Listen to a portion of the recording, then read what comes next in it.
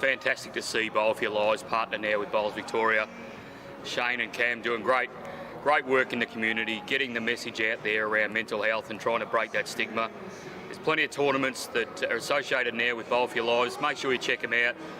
You'll go along, you'll have the opportunity to connect with other people, talk about mental health and break down those barriers that surround it.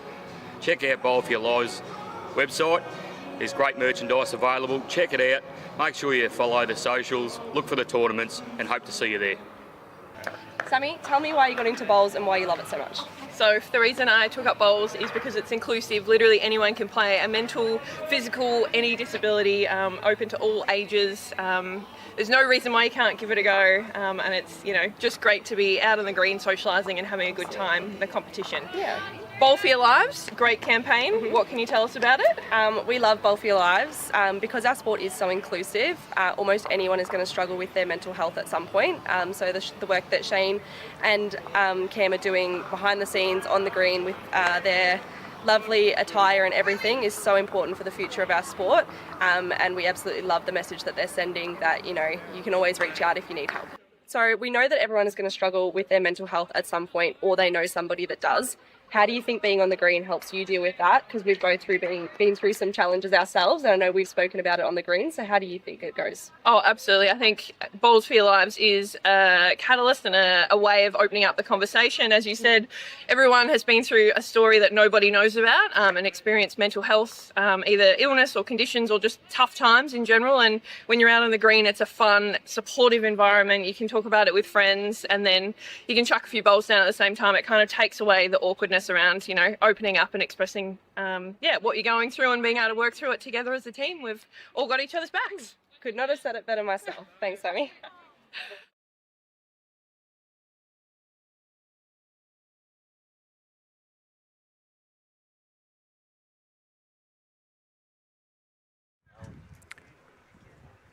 Welcome back to Sebastopol Bowling Club for 2026 Region Sides Championships. We've got women's round 3 action for you here. And it all comes down to this. We've got ladies and men across the Ballarat region have played 2 games of 15 ends this morning. Last sectional round, and we have a number of games that will decide who makes finals, who gets relegated, and who will be fighting it out for the region sides titles for this year. My name is Glenn Saditis. I am joined in the commentary booth by Michael Clark. Welcome, Michael. Afternoon, Glenn and everyone.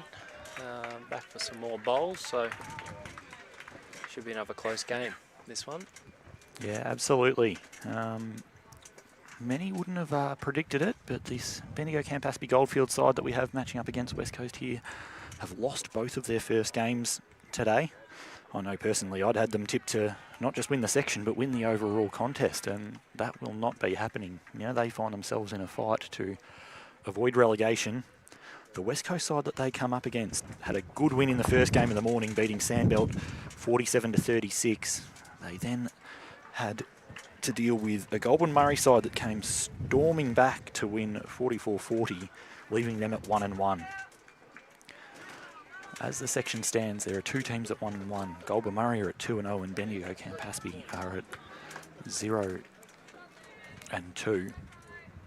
Section winner still to be decided. The side that gets relegated to be decided. I'll bring that all to you over the next couple of hours. The matchup that we have on the stream is Big V and Jackaroo player Cassandra Millerick skipping for the Bendigo Campaspe Goldfields side against Beck McMahon from City Bowls. Colac. We should be in for a cracker here. Our lineups are Aaron Bulch out of Winchelsea leading, Jodie Bertrand from Apollo Bay 2, Hayley Murnane from City Bowls in Colac at 3, and Beck McMahon at skip, also from City Bowls.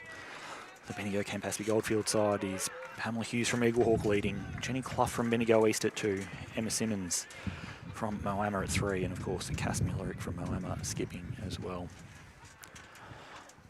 The Bendigo side, blue rings on their bowls, nice and easy to stand out. The West Coast side, yellow and green stickers. But they've also done us the favour of having a nice match-up of some darker colour bowls on the West Coast side and some teals and greens and whites on the Bendigo Campaspe side.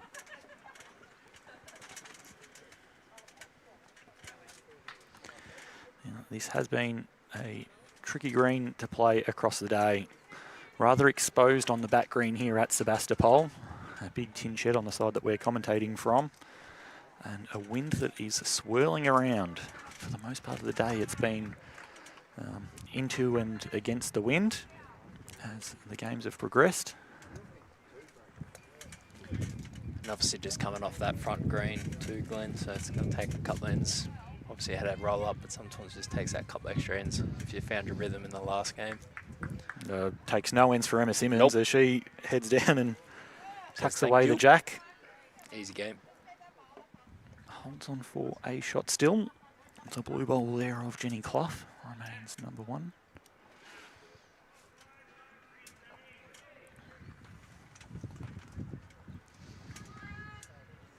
Haley just needs to land something. She's got the rainbow bowl, ran through a little bit. Still got the shot for that blue bowl though on the centre line. After Emma went close with the first, I'd imagine she'll double up and go again.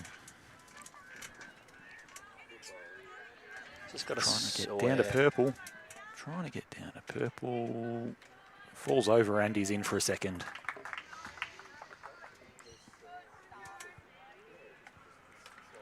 The Bendigo Campaspe women will be on a mission here. Not only do they need to win, they're also currently sitting on a minus 25 shot differential.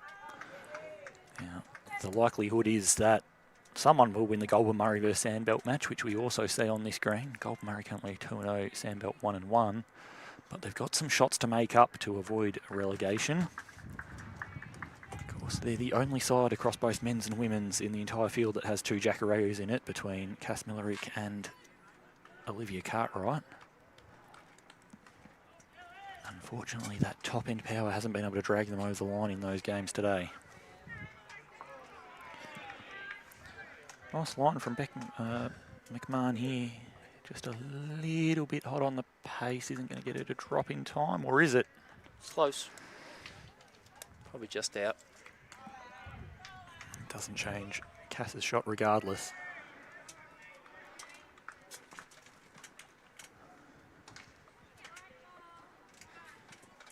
Cass is close. Reaching. I think we'll hear that sentence a few times today. Cassie's close. Somewhat disappointing that we've got her playing a fours game. We don't get to get the tally going for the politest woman in bowls. Not state champs last year. And every please and thank you to a marker for every question throughout the game. Wonderful human being is Cass MILLERICK. Sure is.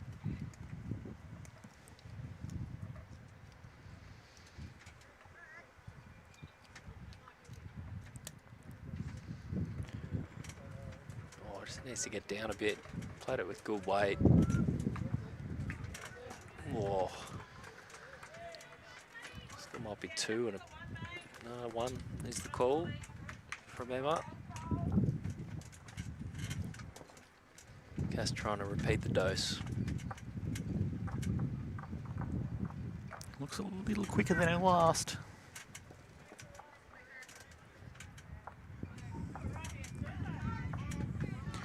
Is a little quicker, but still going to try really hard to drop in, but won't.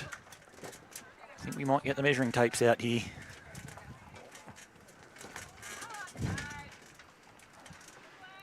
Now we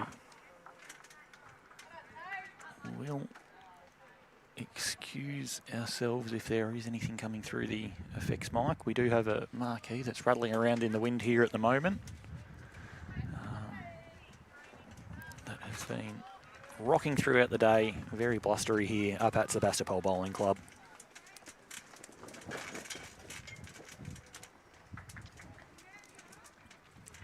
We're going to get the umpire out here on this one. We might be pretty close to having Bobby Carlson come out with the laser. Yep.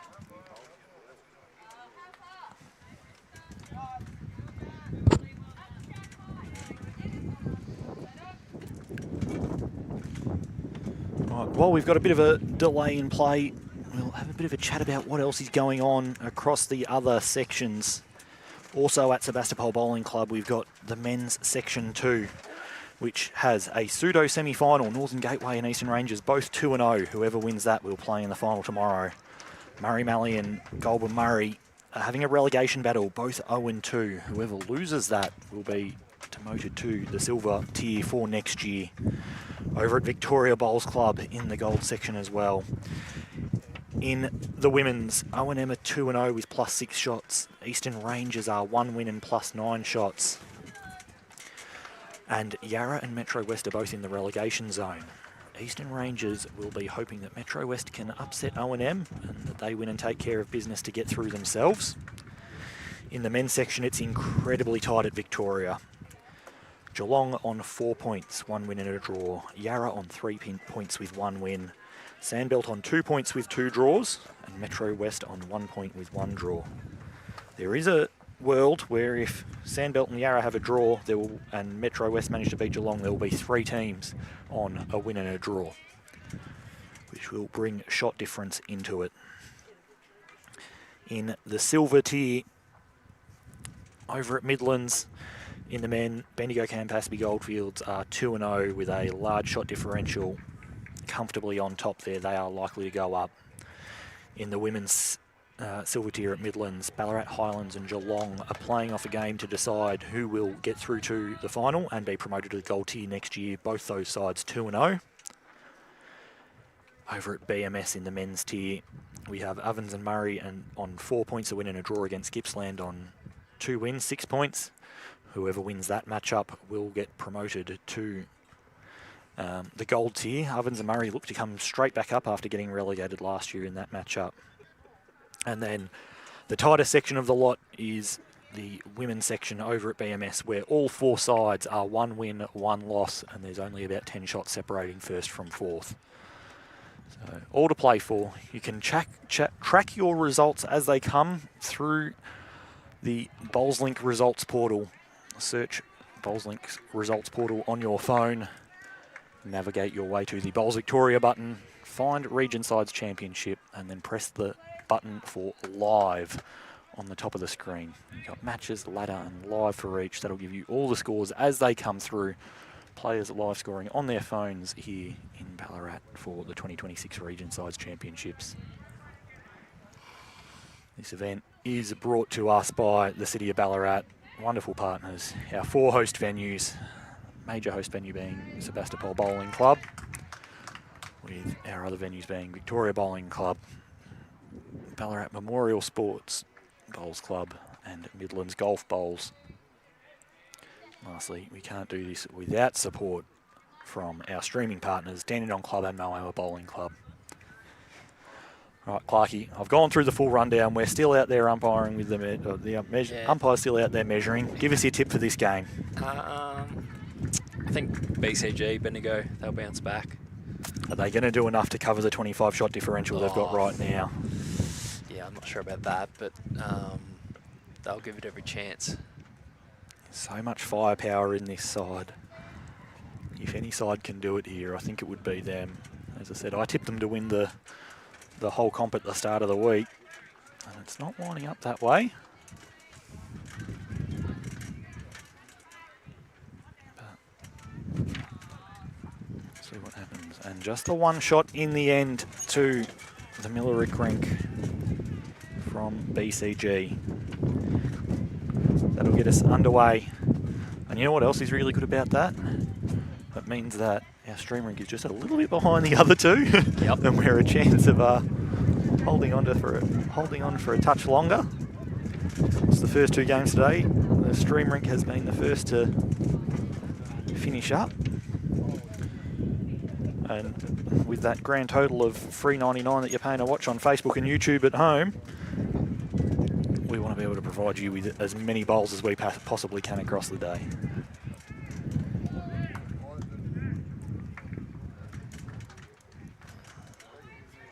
One and to our local volunteers and local umpires, Laurie and Peter, there helping out. So these sort of events, there's a lot of things that are going on behind the scenes, but yeah, volunteers, we can't Can't run the game without good volunteers coming, Glenn. Absolutely. Good shout out there, Clarkie. Of course, beyond our local club volunteers that we've got umpiring, we've also got our ITOs here at each venue. Across the region sides, Bobby Carlson, Bowls Victoria Life member here at Sebastopol today. I'll tell you what, you wouldn't know it's windy with how they've started this game. They took a few ends in the previous game with the Gateway men up against Goulburn Murray to find their range with this head-to-tail wind, but no issues whatsoever for Erin Balch and Pamela Hughes.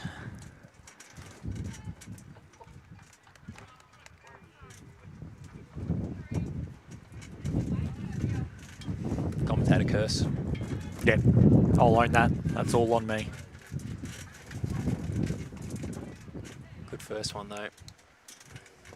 We sort of found in the last game, Glenn, like the front ends really set them up. Just took the pressure off the boys coming behind, so could be a front end battle again.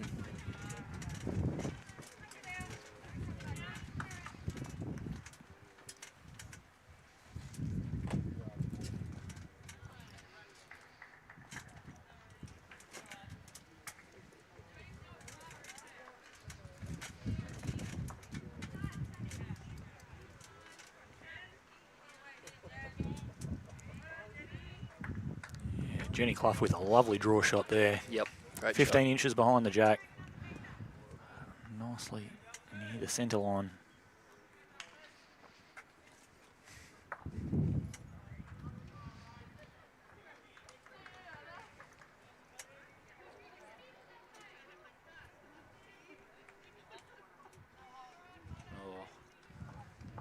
Stiff for Jody there. Just found the hole. It's one of those things that we've noted across the day. With these head and tail winds, the holes are certainly more apparent, and it's incredibly difficult to play the correct weight time and time again.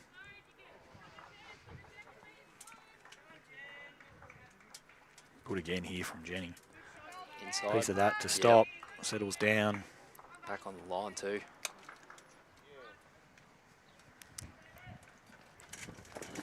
Early signs are good for the BCG girls on this rink.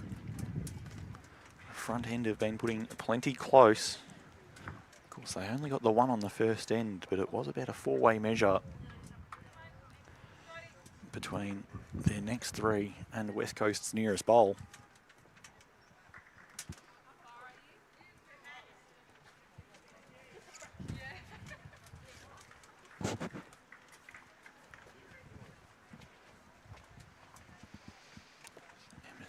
Makes her way to the mat.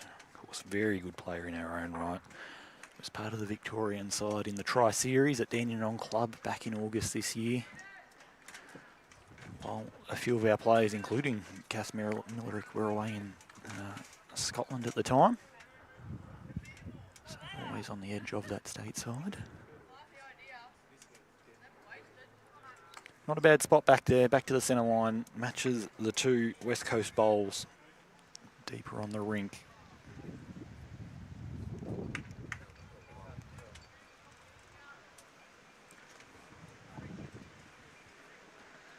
It's just a little bit speedy as well for Hayley. Easy to do this way. Yeah, absolutely. No doubt Emma trying to club down here and add a fourth, apply some of that pressure. Also looks to be tracking on that heavier side again.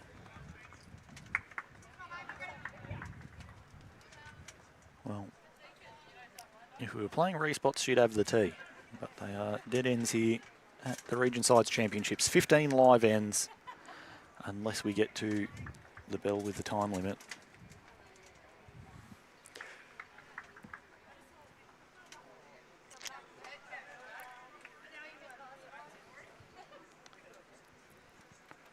I don't know if they cut one out or not. I think it would have.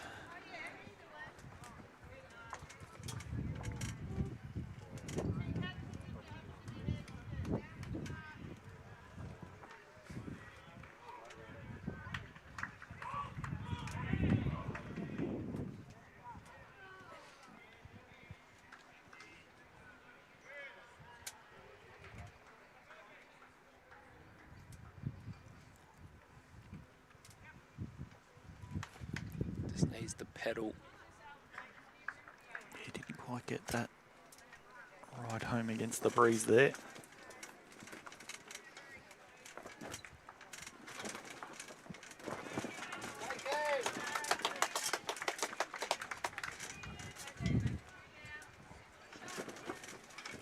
McMAHON also looking like she's on the wider side here.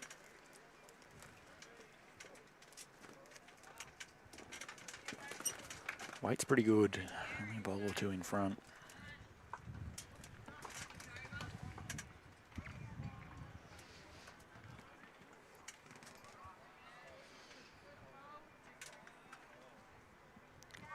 Cass with that classic one knee down, deep delivery that she does so. Yeah, what a Gets shot. down to Jack nicely, tucks it away, makes three. Does provide a little bit of a shelf for Rebecca McMahon to get to now.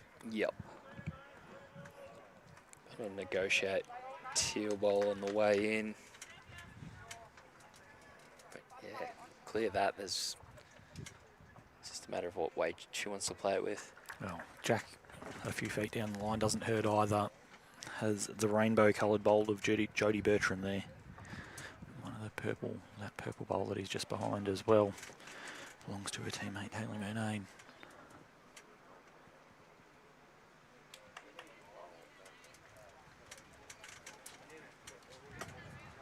I've just seen the great Ken Hansen down here as well. I just spotted him as well. Yep. Had to skip against him at AO. Got a lesson. How to be good at bowls. Yep. Do what Ken does.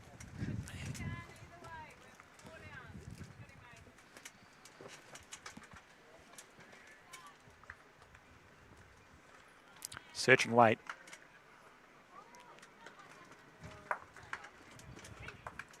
This is wide on the high side. It will be 3 shots to BCG.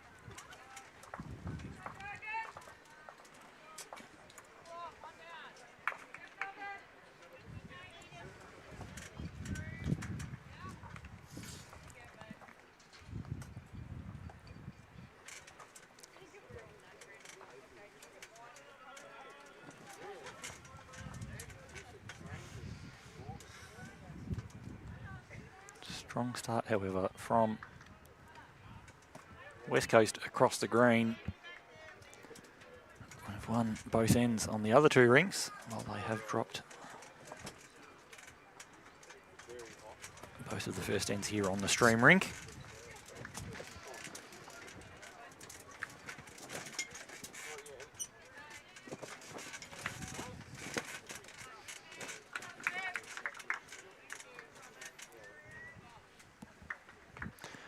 Once again, really good start from Pamela Hughes. I think we've found all day going back this way just that little bit easier for everyone. And instantly from the previous game where we were playing the... Good reply here from Erin.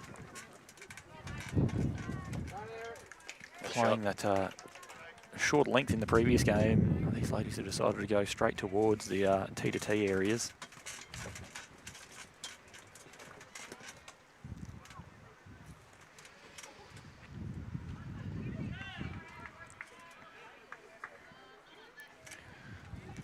Good line. Does she have the carry?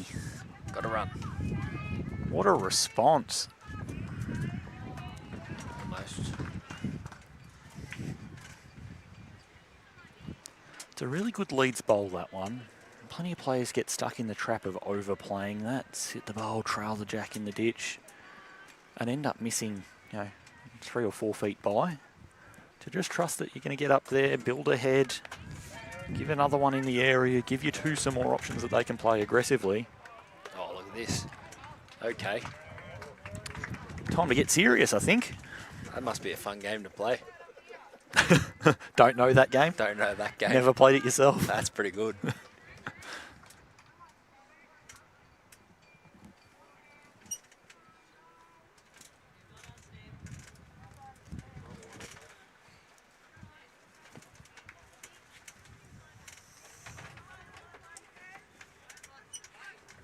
Just turning underneath. It's the first bowl that she's played on that hand. Weight is sublime.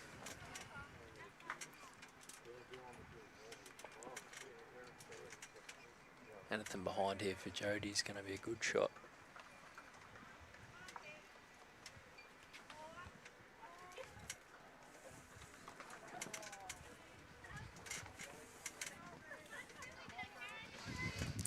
And that certainly meets the brief. Behind, good line, the side of the head that the jack's more likely to go to if sprung.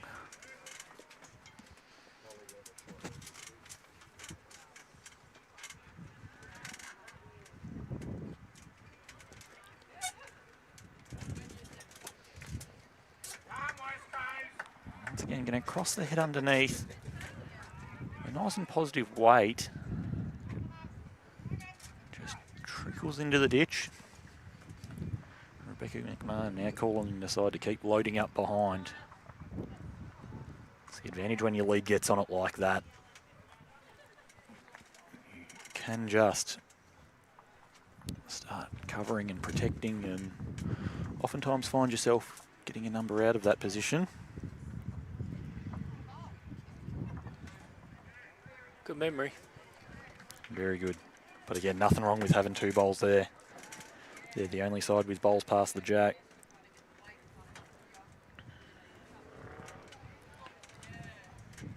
Emma looking at this shoulder. Yeah. On the forehand. Cass and Emma, of course, Moama teammates, played plenty of bowls together across regional events.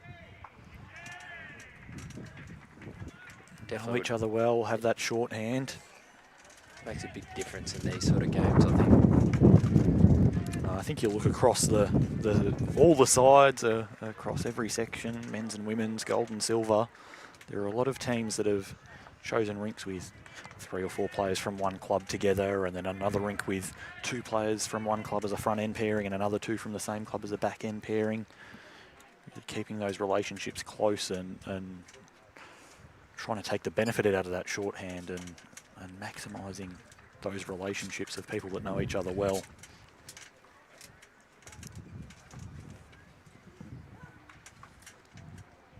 Got the speed, it's close. Yeah, it's another very good bowl. Oh yeah, it's got the speed. Oh, just outside the count, I think, but it's a great bowl.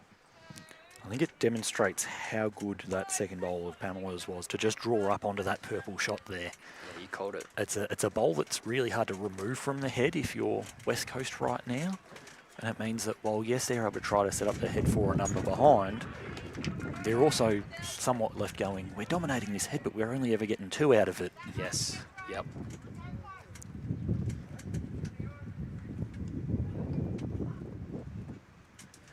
It's one of those rare instances where a short bowl can be good if it's touching something on the line and it's only 15 inches away from the jack. Clear road. Ooh. Once again, that bowl locks in a little bit better.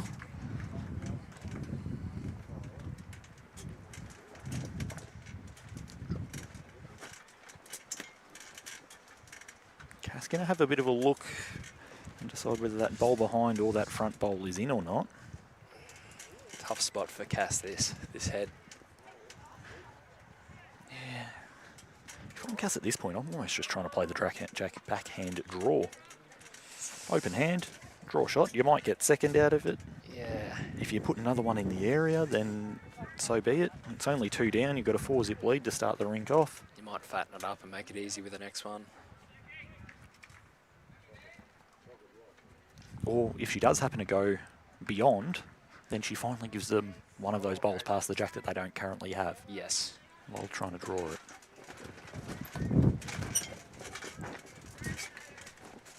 Because the only other option is go really big at it and hope it gets out of bounds. That's what they're looking at the moment. It's either flat out draw looking for the kill, flat out drive looking for the kill, or cold draw to really close.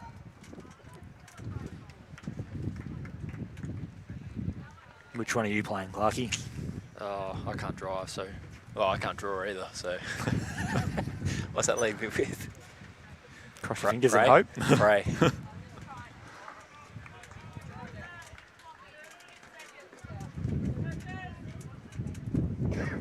Yeah, it seems like the last instruction from Emma there was, if you draw to that bowl that's behind and flop him, then you'll guarantee a second.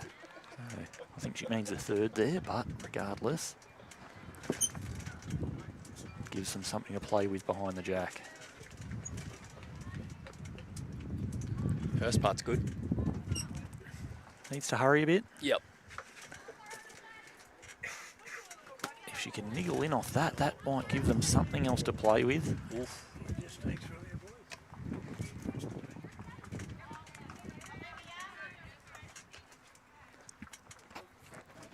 It's better, but it's still not great. Yeah, that might entice them to swap over and do something silly, perhaps. The header hasn't really changed, has it? No. So there's still, yeah. All it's done is get rid of the hole, which Any makes it contact on go- the shot bowl here is huge. Any contact. Oh. Oh, but she's left the shoulder. Yeah, left the shoulder. So, yeah. Probably holding 4 now, but, oh, don't like, yeah. I really like drawing to that last bowl now. Yeah, draw to that corner and flop in. She's played good weight. Add a foot and you're there. If you accidentally add 2 feet, then you sit it more solidly. Yeah. If you add 3 feet, you still a chance to go through and get that and sit the back.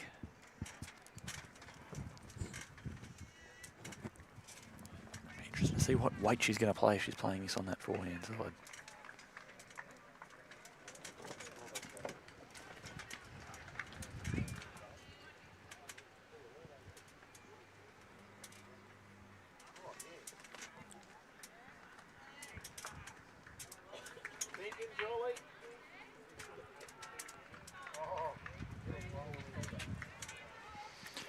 Running at it. Tight. Cuts one out. Got one out.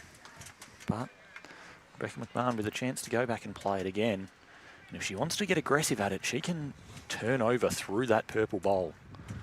She turns that purple bowl through the jack. Chance to make 6 or 7 here. Certainly left themselves vulnerable here, have Bendigo Campaspe Goldfields, by not covering that zone past the tee.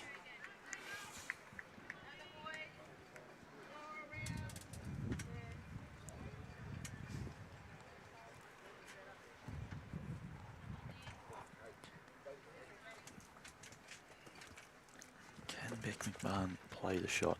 Purple bowl over the jack to the catches behind for 7 shots. Looks wide out of the hand.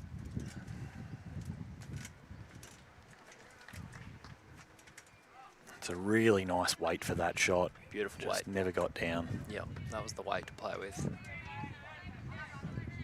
Still the 3 anyway. To the west coast. And that tightens this rink right back up. Fortunate for BCG there that Beck McMahon missed on the high side. 7 was certainly there to be made if they wanted to. I mean, I don't doubt that they wanted to, if they were able to execute it. 3's a good 2 though. Never knock back a 3. As we look across the green on the other matchup in this section, it appears at the moment that there's 2 shots in it from what we can quite tell, with a ever so slender lead to Goulburn Murray, 9 shots to 7 after 9 ends. Goulburn Murray 2-0 so far. If they win that match, they're through to the final tomorrow. Over at Victoria in the other section, Ovens and Murray lead Metro West 8-2. Trying to also win all 3. Good shot by Pam there. Guarantee their way through. Eastern Rangers leading Yarra 10 shots to 5.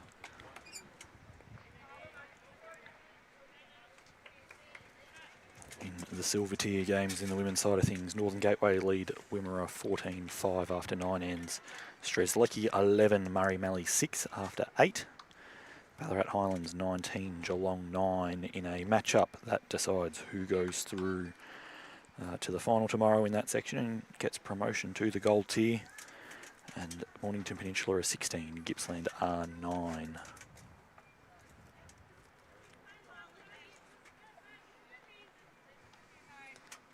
Another Pamela. good leads bowl Oh, here. yeah, doubling up. It's very good. How's your memory? Ho ho. On the men's side of things, Geelong are leading Metro West 11-6 after 8 ends. Yarra are leading Sandbelt 9-8 after 9 ends. Eastern Rangers leading Northern Gateway 10 shots to 5 after 9 ends. Murray Mallee in a relegation battle 21-10 over Goulburn Murray after 11. Jody Bertrand there with a great shot just to blow that up. In the silver tier, Ovens and Murray are 11, Gippsland are 6. In the section of 4 teams that are all 1-1, Ballarat Highlands are 2, Wimmera are 14 after 12 ends. In the other section, Bendigo Campaspe Goldfields 16-12 over Peninsula after 14. In Strzelecki 20, West Coast 10 after 13 ends there.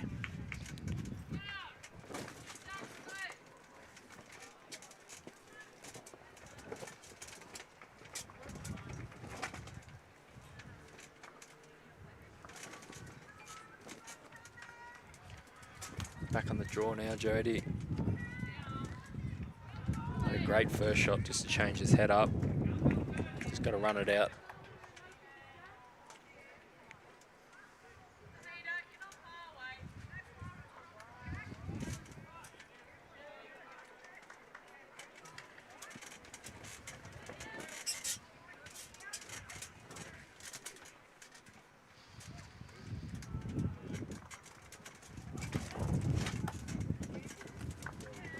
Jenny Clough clears it down to Jack.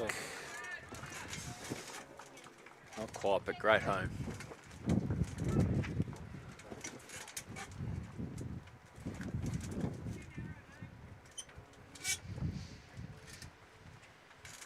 Backhand draw here for Haley. A few people starting to roll in, Glenn, Yeah, absolutely. which is good to see. Quite a few people watching. I have a funny feeling that with both of these sections being very alive, between the women's section here having 3 teams that can possibly win it, and a pseudo semi-final in the men's section here between Gateway and Eastern Rangers, it's a good spot to be. In trying conditions with all of this wind around, there have still been some spectacular bowls played here across the day. Essens here opting for the forehand draw. Nice opening there. If she can get underneath the rainbow bowl on the centre line on the way in, she'll go nice and close. Running hot, but piece of the front edge. No, it just misses. Does enough for number 1.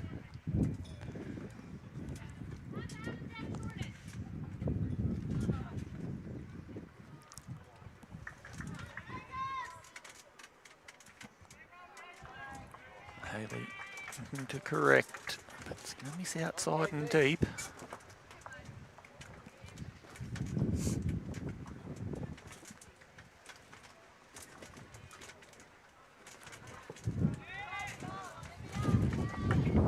Olivia Cartwright with a bomb on the rink next door, taking the jack 2 feet down the line for what appears to be a 4.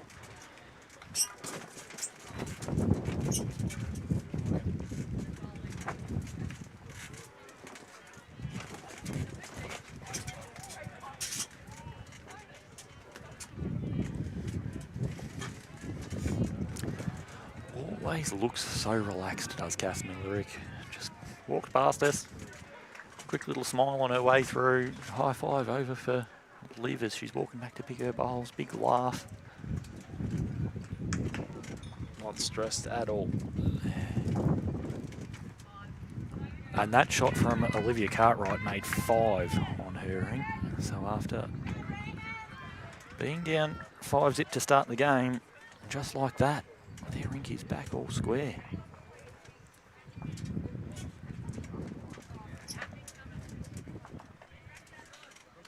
That'll help on the big board. Back to 1 shot in it.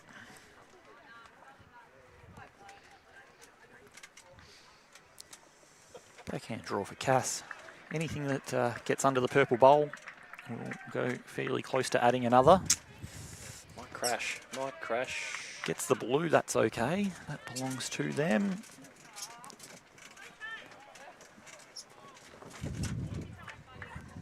Still holding, I believe. Rebecca McMahon looking for about 8 feet on her last.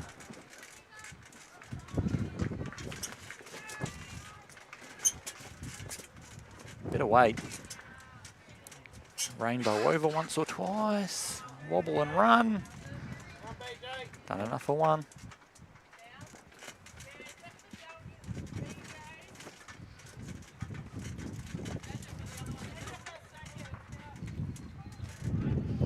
Definitely down one. Measure for second is the call from Emma Simmons.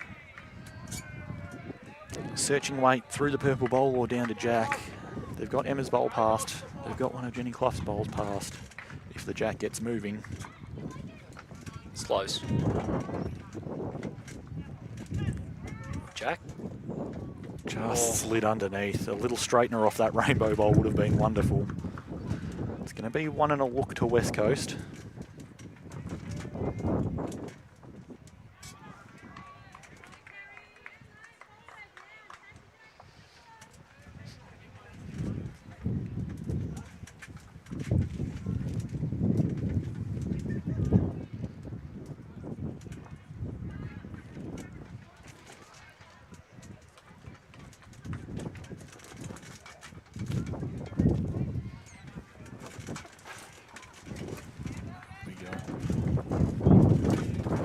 And 2 it is. It's a lovely correction there from Beck McMahon. As she turns the bowl over into the count and runs up herself for another. And just like that, the 4-zip lead that the MILLERICK Rink had has been taken away. West Coast now leading. They needed that because it felt like they were just getting on top there, BCG. Bit of momentum, so good for West Coast just to swing it back a bit.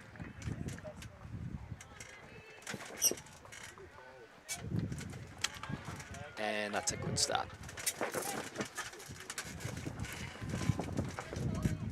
When I grow up, I want to be able to draw a bowl.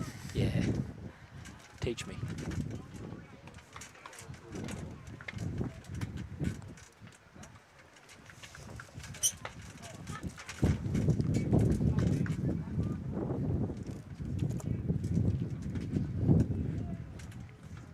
Fair reply as well, only just misses underneath the Jack there.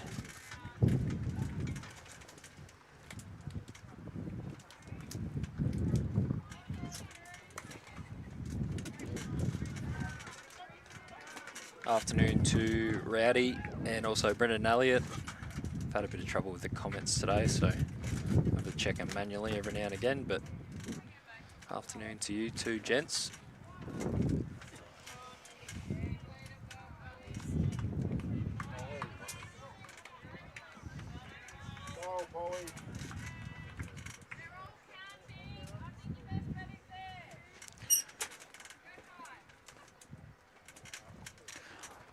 Instantly a positive correction in this direction. Last end, going this way, West Coast had a chance to make a 7 by having all of the bowls past the Jack. And straight away, the response is, let's get a couple of behind. Know that the Jack's less likely to go forwards than backwards. And set up a more even ball game.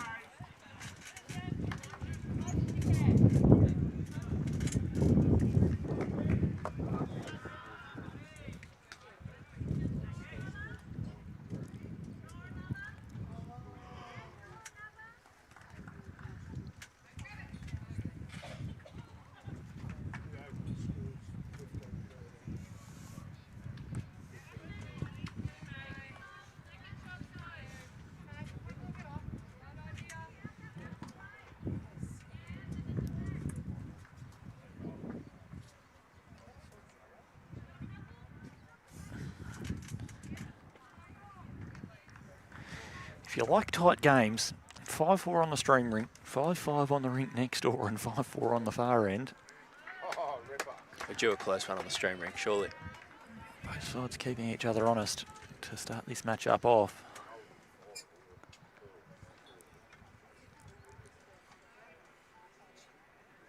However, saying that, Bendigo Campaspe need to dig deep soon if they are to avoid relegation in this matchup. Good shot here. Very good. Didn't get shot out of it, but made the head significantly better. Straight away, those lead bowls of Pamela Hughes are looking in a great position. Sit the bowl, trail the jack. And now the West Coast team are saying, well, how do we change this to not make it look quite so easy? Not that anything is easy today in these wins. Roll that one so it'll make it easier. Oh, that's better. Oh, sat around too though. The wall's forming.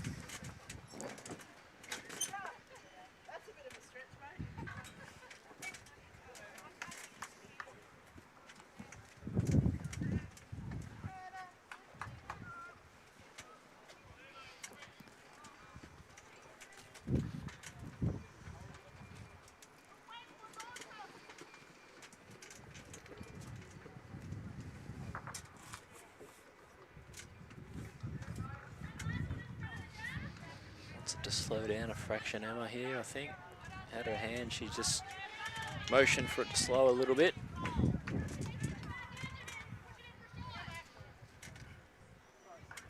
Stays up. Emma's just been slightly overplaying those weighted shots at this stage of the game.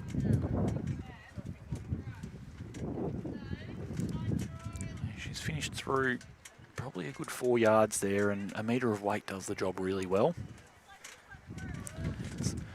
Something that I often speak to players that I work with about is being happy to accidentally draw shot. Yeah, you want to sit the bowl and move the jack, but oh, oops, I accidentally drew shot instead because I underplayed it. Yep. It's never a bad result, giving you another bowl in the head. You might still get one out of it to improve the angles, whereas missing on that high side twice overweight. Much better weight with her second one there, mind you.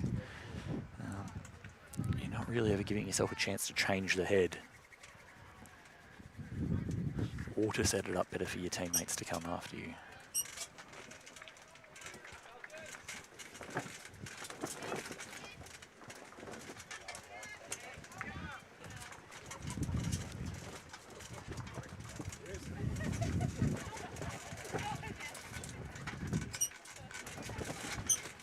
Beck's going to look to try and change this up a little bit.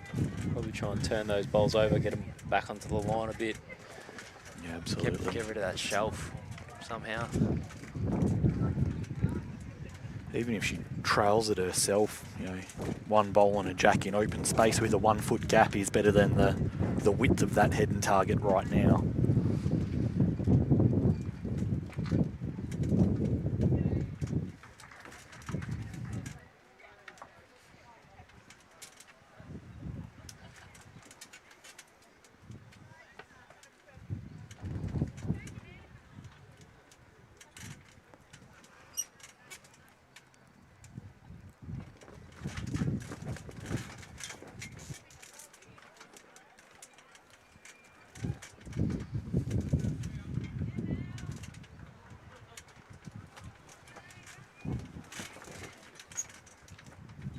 Weight's good. Is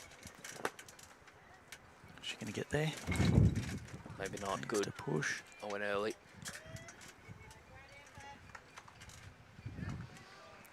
That's a bit what you said though. She just backed herself just to draw it, and well, she's probably trying to reach those bowls, but if you underplay it, you still might draw the shot too.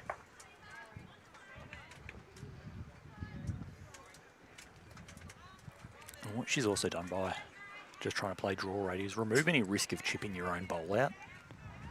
The last thing that you want to do is play too much. Take the blue bowl out that's the widest of those three on it, and give Beck 2 free hits at drawing to add. By putting that second bowl in the area, she knows she's at worst 2 down if it does go slightly pear-shaped. And now with 3 of the 4 deepest bowls on the rink, a 1-to-1 lottery. If the jack goes 3 feet, she probably has given herself that license to play that little bit more weight that she didn't have beforehand. And it does have that searching weight. Trying hard to get down inside of blue would do the job. Just misses outside. That's a good example of solid head building there, as the McMAHON rink gets another 2 shots. As we've seen the trend on the stream rink across the day, shots on the jack early in this wind will generally stick around.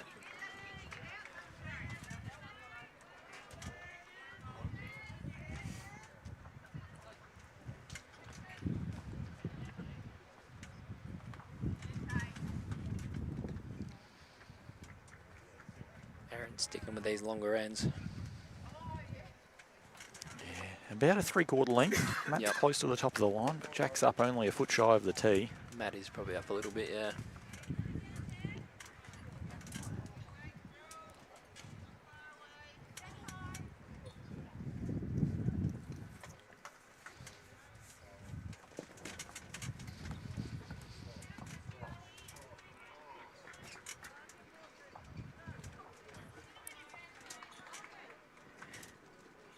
Update from those live matches. Geelong lead Metro West 15-9 in the men's section over at Victoria. Sandbelt leading Yarra 14-11. Eastern Rangers in a game to get through to the final tomorrow, leading 12-7 over Northern Gateway. Murray Mallee leading Goulburn Murray 25-18 in a relegation avoidance game. In the silver tier, Ovens and Murray 20, Gippsland 9. Ballarat 7, Wimmera 16. BCG got 2 wins and a solid shot differential, likely through, leading 24-17 over Mornington Peninsula. And West Coast 17, Charles Strzelecki 29. As we go over to the women's results and where we're sitting at the moment. The other match on this green, Goulburn Murray with 2 wins, leading 17-11 over Sandbelt. So they go through and at 3-0, they'll be through to the final tomorrow against what looks to be at this stage likely to be an Ovens and Murray team. They're leading 15-4 over Metro West. Eastern Rangers leading at Yarra 13-8 in the other gold matchup over at Victoria. In our silver tier matchups, we have a section with 4 teams that have all won 1 game. And in that area, Northern Gateway leading Wimmera 24-11, Murray Mallee trailing Strzelecki 16-7. Ballarat Highlands leading 24-13. Peninsula leading Gippsland 23-17 in the other silver section. That Ballarat versus Geelong game will decide who plays the final tomorrow. Once again, more good front end play here. Jenny Clough is getting down to the tee. Positive weight for a 2 to be playing.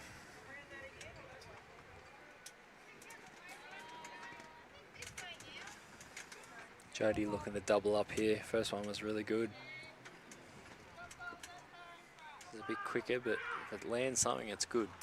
Nothing wrong with getting behind when your opposition has 2 in that zone. Yep. Bit stiff, probably not to land a bit better, but No, I got the stayed up though. The rub and slide through the hole.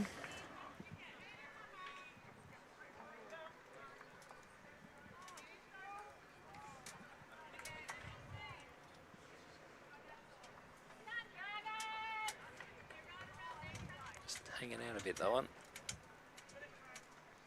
With the weight holding it a bit too. Both front ends playing with really good rhythm at the moment. Routines on the mat are super consistent, which can be a troubling thing to do in tough windy conditions like this.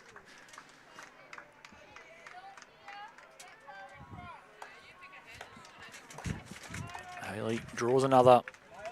Yep, good shot.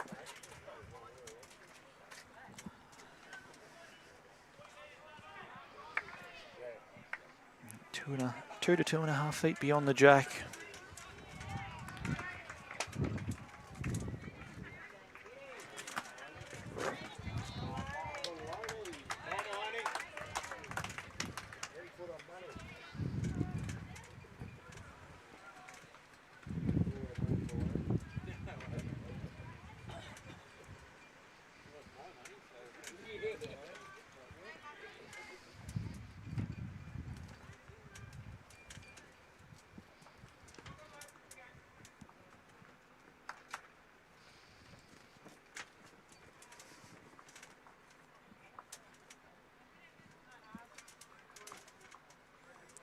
close for Haley again.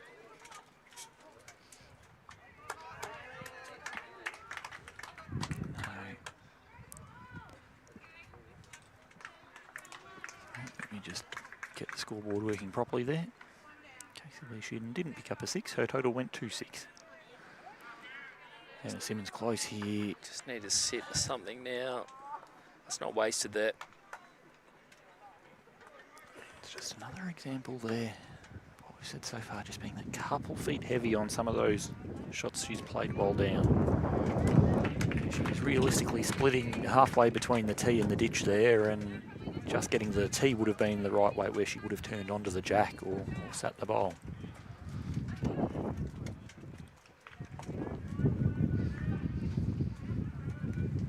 And it's a tricky thing to do in these conditions with these head and tail winds to judge that pace. It may seem like a demanding ask from us as commentators of the players because it's really easy for us from here. Yep. Oh, it's been tough this way all day. I've said it a few times, but yeah. It's actually one of the probably better heads in a way we've had going this way. Like that shows how hard it's been this way. Just to get the pace, the lines are perfect here. Beck's just flipping over and playing the backhand side now. Probably trying to get to that last bowl of Emma's. I'll just draw another one. It doesn't have the weight to get down, unfortunately. Might force Cass's hand, though, in terms of what shot she plays. It might just be a cold draw now. Block that forehand up a little bit. With draw weight, there has been turn, though.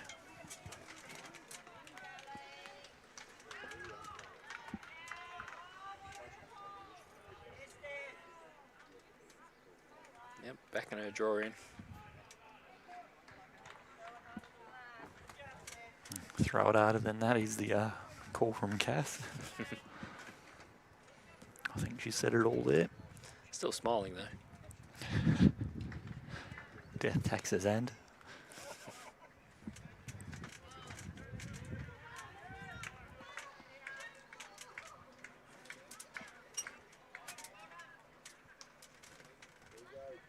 Ooh.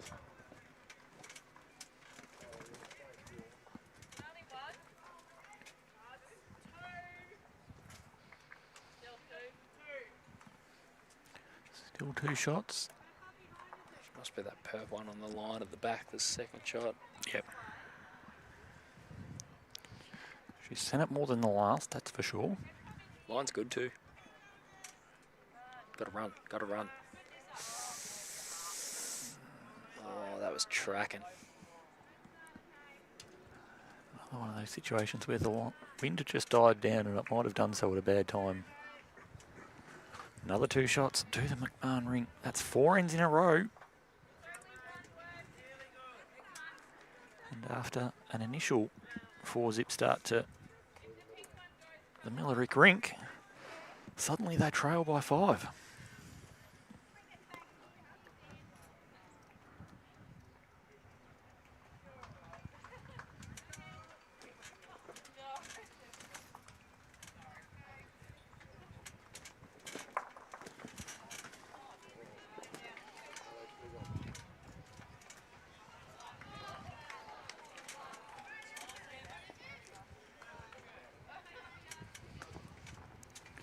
So as we look at this section, West Coast are currently 1 win plus 7 shots. Sandbelt 1 win minus 4 shots. Goulburn Murray 2 wins plus 22. So West Coast's chance of getting through to the final would rely on a 15-shot swing in the shot difference and needing Sandbelt to upset Goulburn Murray. Goulburn Murray currently leading that match by 6. I don't think Bendigo can, well, Bendigo can't win the section, but they also need a 21-shot swing with a win to force Sandbelt to be the relegated side. Going to need to dig deep here if that's to happen.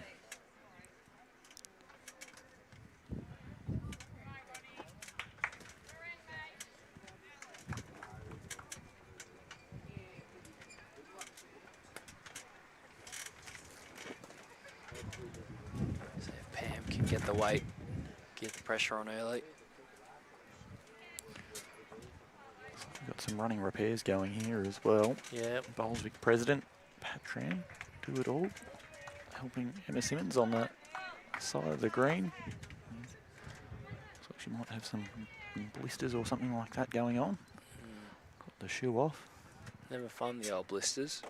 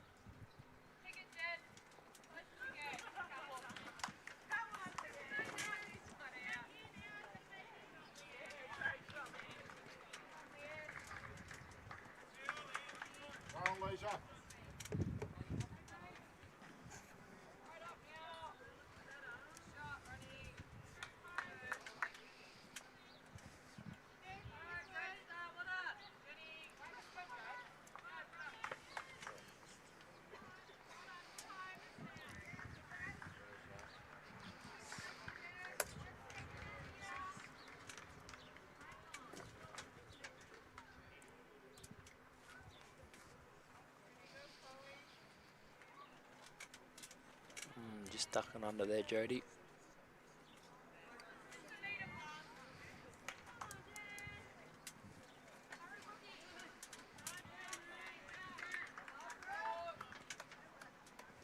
Now, Clarkie, we did the numbers before coming down here for the weekend. Of course, we got 4 host venues going on, 16 regions playing, 32 teams across the men and women, 384 bowlers.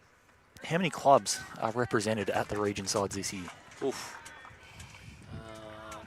Give us your best guess. 499 clubs in Victoria. Yep. 384 bowlers here. Of course, we've got some regions where all the players are from 2 or 3 clubs. Yep. I'm saying like average, say, 5 or 6 per region club-wise. I'll say, I think I'm trying too hard here. I'll say 75. Double it, mate. Jeez, 153 different clubs represented here at the 2026 Region Sides Championships. Yeah, that's crazy. The low number, Metro West, 4 clubs in total. Deer Park, Altonia, Avril, Footscray and Melton. But then we go down to the Peninsula women's side. 12 players, plus, plus an emergency. 10 different clubs. Wow. Yeah, okay. That blows my averages well out. Yeah, absolutely. There are plenty of regions out there where 11 and 12 clubs are being used. 7 in the men's and 5 different ones in the women's that weren't in the men's as well to get to. I just know from the ones 12 we've had today, like even again in this particular game, we got the 2 thirds, third and skip. Oh yeah, opened my eyes. I would have been able to work it out a lot better on our running sheet here. But yeah, like we've got Hayley and Rebecca, both from City Bowls, and then obviously we've got Emma and Cass, both from Moama. But yeah, there's plenty of representation of all the clubs around Victoria, so how good. Yeah, absolutely. So 7 clubs represented in the Bendigo side or Bendigo Campaspe Goldfields side. 7 clubs in the West Coast side as well. Of course, a good opportunity to bring the best and of the best from across the state together here.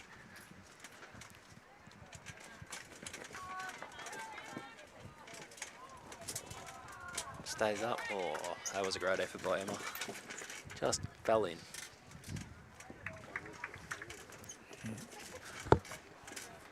If you play a good line here and get past the 2 metre mark, you'll certainly be good enough for second. Split the difference halfway between the 2 metre and the ditch. You'll be in for 1. Seems hard to stop once they get past that 2 metre mark though. They're flying. Just that breeze right at the end. Near the ditch. Bit of a magnet.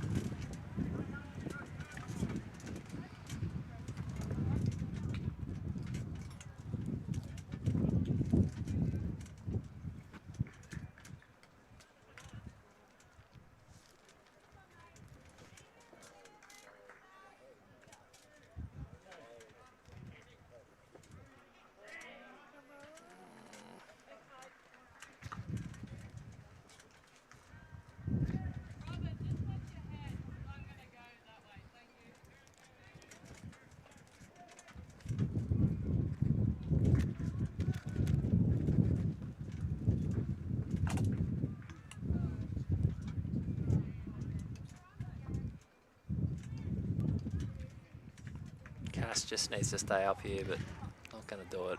Oh, nearly sat the bowl, which would have helped her stay. It would have been a toucher, but she would have held on for shot coming in at that angle. And now we'll be crying out just to stay on top of the deck, because it's 4 down at the moment with a look for the 5th here for Beck McMahon.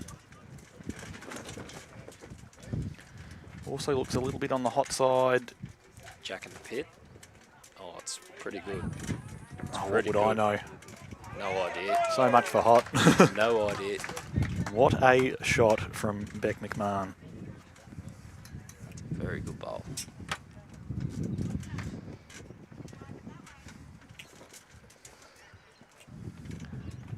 Now this becomes a massive bowl for Cass. He's got to try and draw a second shot here.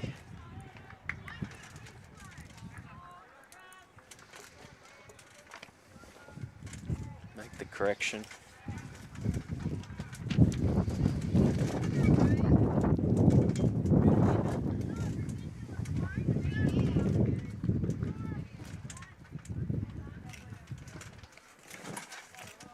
Gonna have to move the bowls next door. Done a pretty good job. I'll tell you what, Cass Millerick's nearly Gets drawn the back absolute in. shot here. Oh, what a response.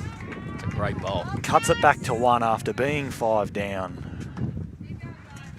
And 1 it is. The 5 end run continues for the McMahon Rink, but you'd have to say that Cass Millerick will be feeling pretty relieved after that one.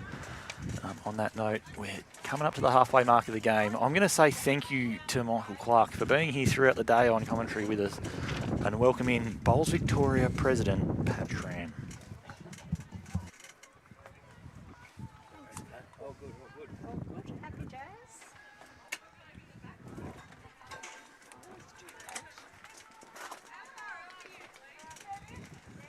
That was certainly a turnaround on that end, wasn't it?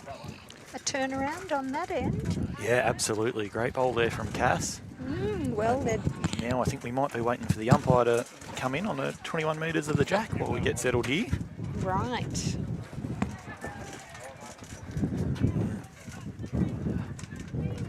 How have you been, Pat? How's the day been? Well, it hasn't gone the way Bendigo Campaspe Goldfields planned. However, everyone's tried hard, and that's all you can do. So,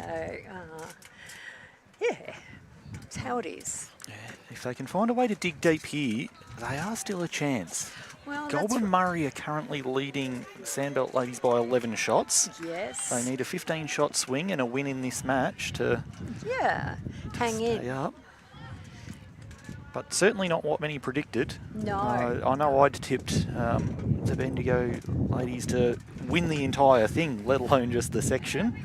Well, we did win the provincial, which is the 4 regions, about, I don't know, just before Christmas, I think that was. So, and yeah, but anyway, still there, working hard. I think there was a good pickup on the next rink just then. So, everyone helps. But anyway, it's all good competition. And of course, thoroughly entertaining that we've got a section here that is still alive for 3 teams that can possibly make the final out of it. Absolutely. Goulburn Murray playing very well at the moment to have the lead over Sandbelt, but they can get through with a big fight back here. The West Coast Ladies on the stream right now can also get through. They can, and that'd be exciting too. I'm a bit naughty, Glenn, but I barrack for the country regions. Absolutely, am we've got more of them. Am I allowed to say that? 11 country to the 5 metro. Yeah. And look, all these regions are working really hard with their bowlers. I mean, West Coast's a huge region.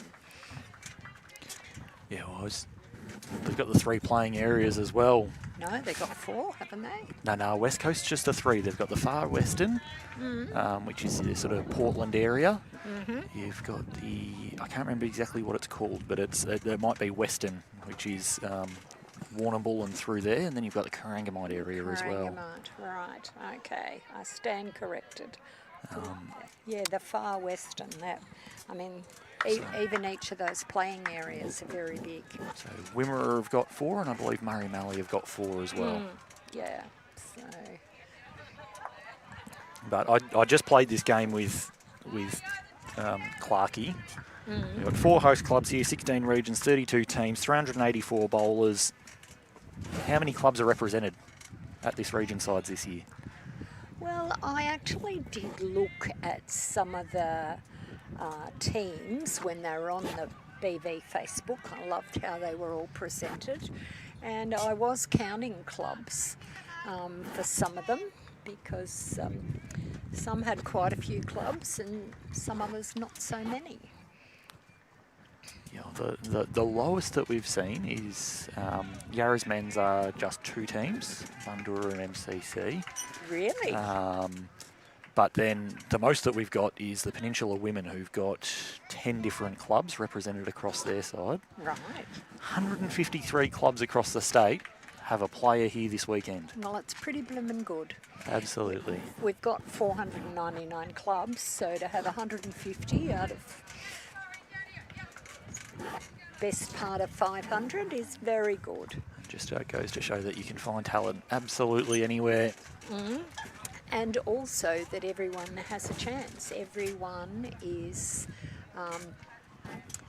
has the chance to be selected if they make themselves available and put themselves out there.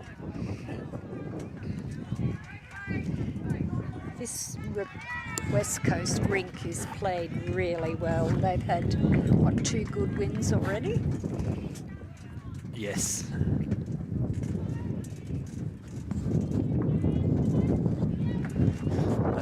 I hope you can see what you're tapping there because I can't, but anyway. Just putting the rink scores in, there's another 2 to the McMAHON Rink after Right. the big number on the Cartwright Rink was a 4. So Yep. only 3 shots in the overall board here.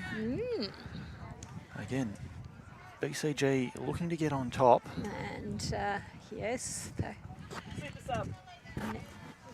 We're going to have a substitution in this stream rink with Emma Simmons needing to pull out. Emma hurt her ankle. Yeah, I saw you doing some running repairs down there on the side there. She on the end before when she delivered her bowl, she heard a noise in her ankle. Oh, that's not what we like to hear. No, so Susan Howes is stepping in. Susan Howes was named as the emergency, and she's over there. What club's Susan coming out of? Kangaroo Flat. So West Coast is holding a nice looking 2 here. Yeah, we've seen across the day coming in this direction. The heads have been far worse with this wind that we've had. Very exposed down there, rolling around in circles off this tin shed. So if the front ends can get on early in this direction, generally they've held on to win the end. Let me tell you, it's not as exposed as the other green.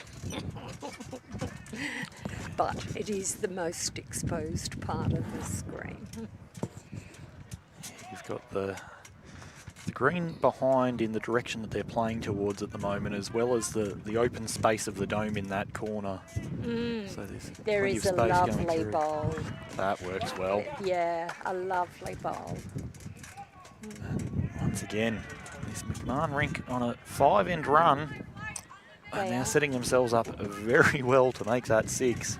Yeah, Very hard to convert in these conditions. absolutely.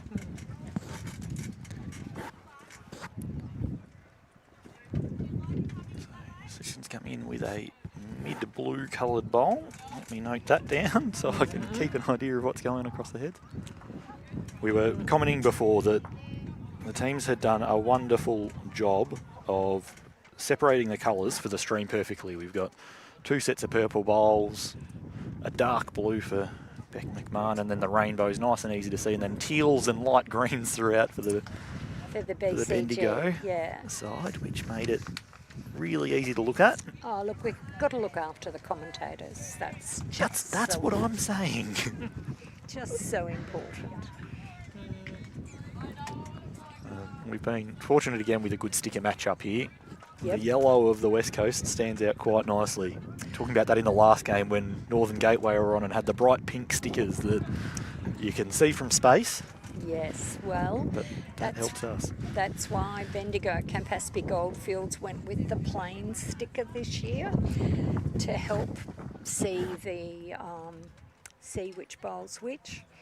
It was considered that the other stickers that we'd had that were very pretty, but were hard to distinguish. Rebecca McMahon's just drawn another shot there. Yeah, holding 4 here. She has widened the target though now. Certainly is an opportunity to play through it and possibly try and kill. And also Susan moved the bowl in front, so that helps. Imagine big weight on the back end here. As we know, Cass plays a good assertive bowl when she needs to. Yeah, she's got the full court game, has all the weaponry. She's going to turn underneath.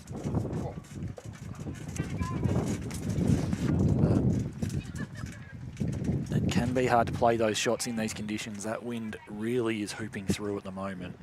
And it certainly is making a difference even to the bowl at speed. Yeah, it can often be harder to drive in the wind than draw, as the bowl sits that little bit more proud on the running surface. Smaller contact patch on the ground can be taken off its track more easily. Oh no. Beautiful pace. Yes. She's going to line up to go again.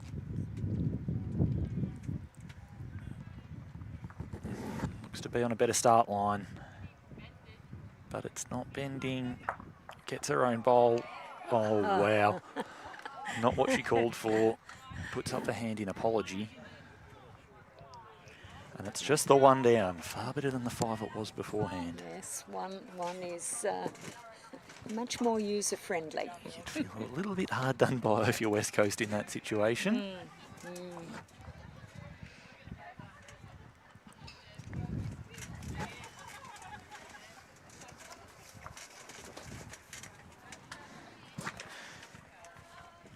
Yeah.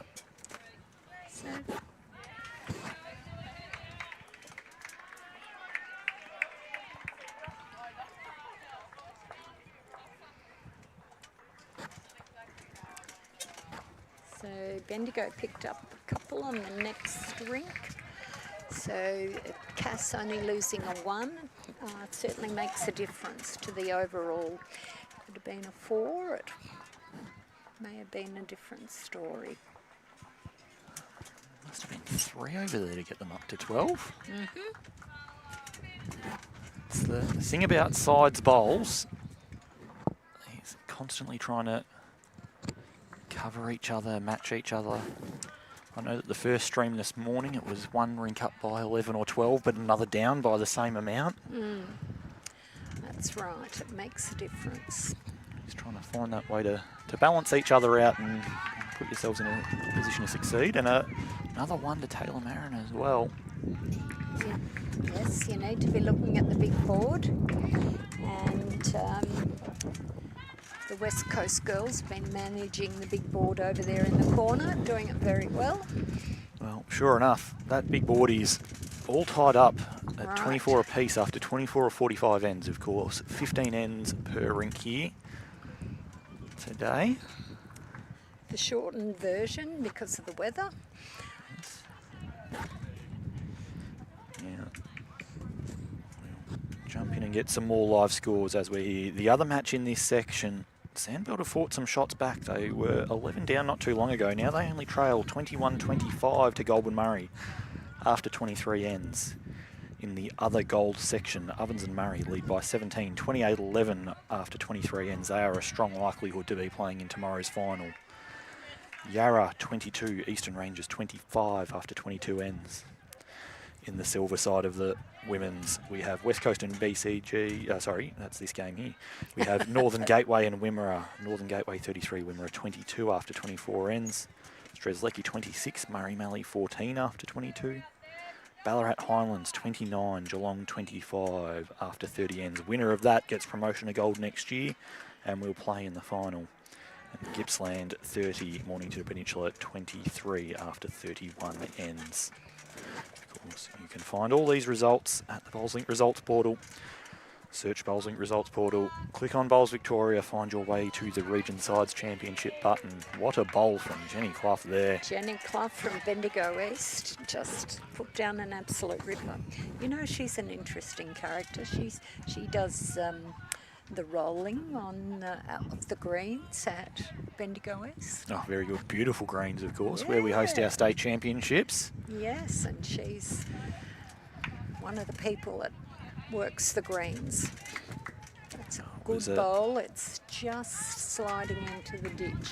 It was a pleasure of mine last year up at state championships. One of the nights finished up fairly late, 8 p.m. or so, and jump in the car to head home and see someone out there hand watering the 2 metre marks. And I was just thinking to myself, I don't know when I last saw someone just hand watering the green. Yeah. So often it's just left to the sprinkler systems now, but it really is an art form. Jenny just slid into the ditch there with her second bowl. Yeah, it's an interesting one here because Bendigo have that chance to just trail that jack into the ditch and really assert themselves on this end, whereas the West Coast ladies are going to need to be a little bit conservative. They can't quite play that same aggressive game because if they lose all their bowls in the ditch, suddenly they're going to be 3, 4, 5 down. Yeah, absolutely. And with but then, as we saw on the long end, the end going this way before, West Coast trailed it from being 3 down to 4 up. So yes, we know it's possible. Well, I think the one opportunity throughout the day that's probably gone begging was either end 2 or end 4. It was going in this direction, and Beck McMahon had a chance to make it was end 3, looking at the scoreboard now. Had a chance to turn the bowl over through the jack for a 7 and just missed on the wide side. BCG hadn't gotten a single bowl past the tee. Everything was there to make the number. Yeah. So Susan's put 1 in, 1 out, but still stays the same, probably a bit less of a target now. Yeah. And as Cass has said, that's still all good because you've changed the angles. That's right. Yep. Haley trying hard to get to Jack here. That's the toucher that she's nearby and just misses. That was a great effort. And that reiterates exactly what we've just said. While it's all well and good to play those bowls, suddenly it's another one in the ditch. It's still 3 down. And Susan's got a chance here to put a little bit more pressure on, turn it into 4. This is how numbers happen. And a trail into the ditch would be the perfect shot. Close to, needs to hold a touch, and she's also just slid underneath. Used the toucher to rest on, so that's all safe too. It's going to be a big bowl from Beck McMahon here. 4 down. Well, we know Beck McMahon can do it. Absolutely. And her draw weight has been impeccable throughout this match. She's missed the line occasionally on the breeze here and there. But all the players have done that.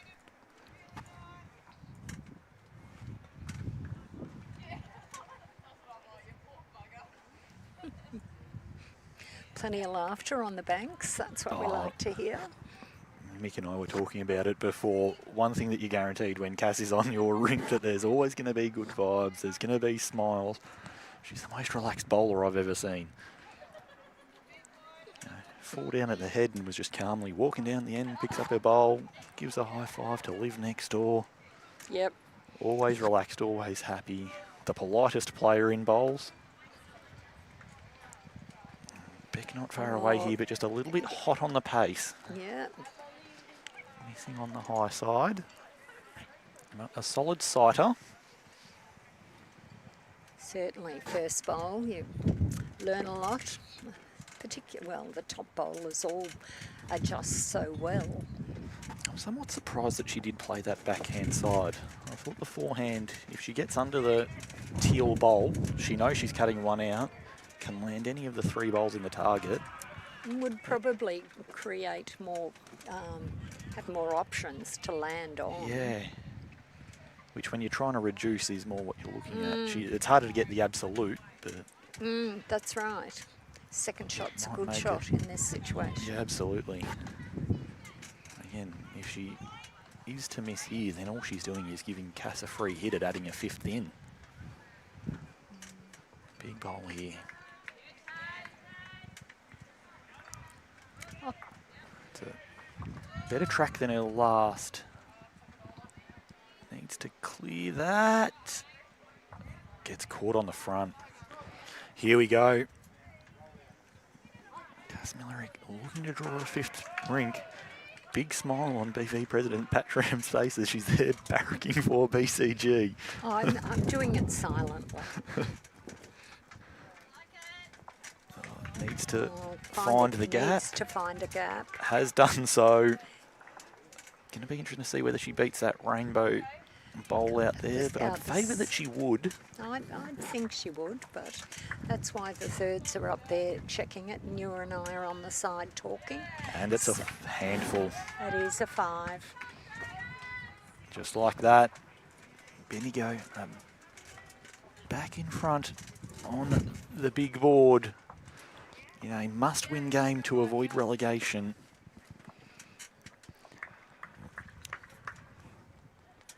As it stands, they were minus 25 shots coming into this game. Sandbelt were minus 4. So they need an 11-shot swing each way. If Sandbelt lose by 11, Bendigo win by 11, they will stay up and Sandbelt will be relegated instead. They're at about halfway to that scoreline at the moment with what they need to achieve. West Coast scored on the next rink, though. I didn't actually see what they got. That's 9-12 there, so that'll make it a 2.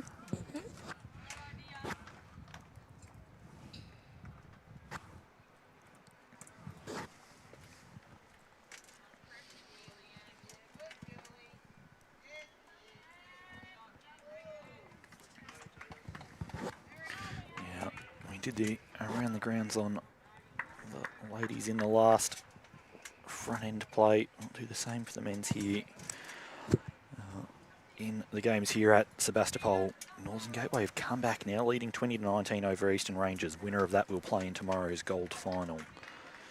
Murray Mallee 42, Goulburn Murray 33 after 31 ends in a relegation battle. In the other gold matches, Geelong are 22, Metro West are 20.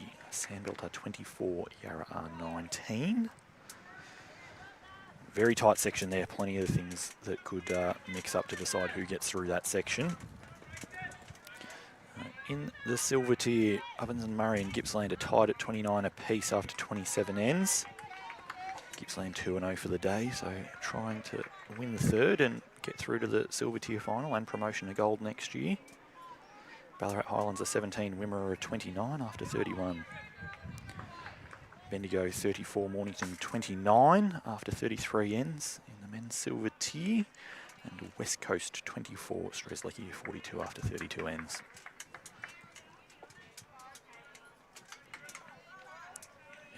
And as we've seen throughout the game, misdirection just a little bit looser from the heads. It's the junior to see who can jump on. Put that dynamite draw shot in first. First touch is going to be seriously important, isn't it? Yeah. Jodie here being forced to play the other hand to what she's played, coming this direction for a while.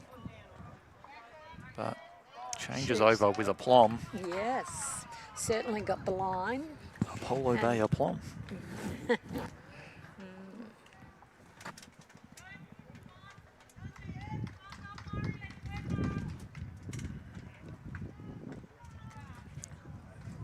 Here looks I think got a good line, just under with the into the wind.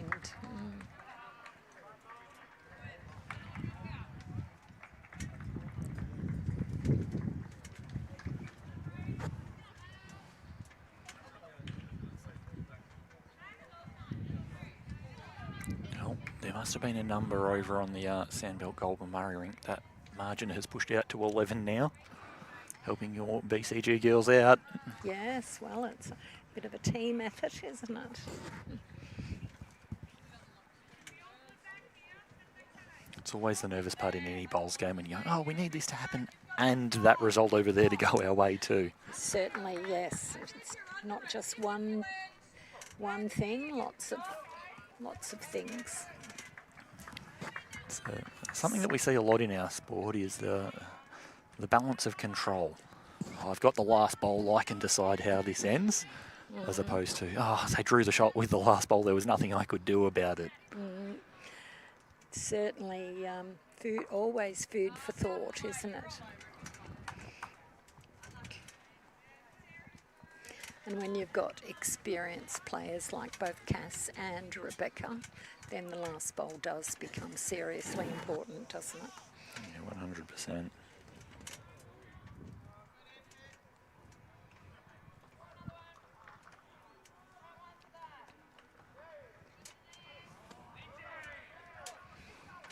Susan had a good sighter with her first.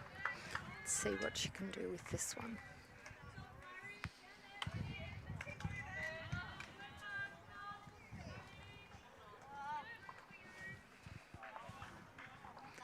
Don't think she gave it enough weight. No, a tough position for Susan to be in, really. Coming off the bench like this and the emergency brought in mid-game, no roll-up throughout the day, thrown in the deep end. But she is experienced and she's a fierce competitor, so you know she's going to give her best.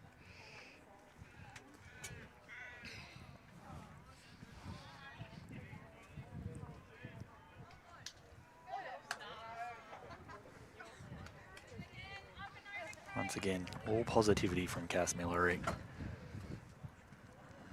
The head 1 or 2 down, still smiles, high fives for all the teammates. It's just an aura of confidence about her. She goes, I'll go and fix this. I'll just draw the shot. I have a funny feeling with one of these two bowls, she just might.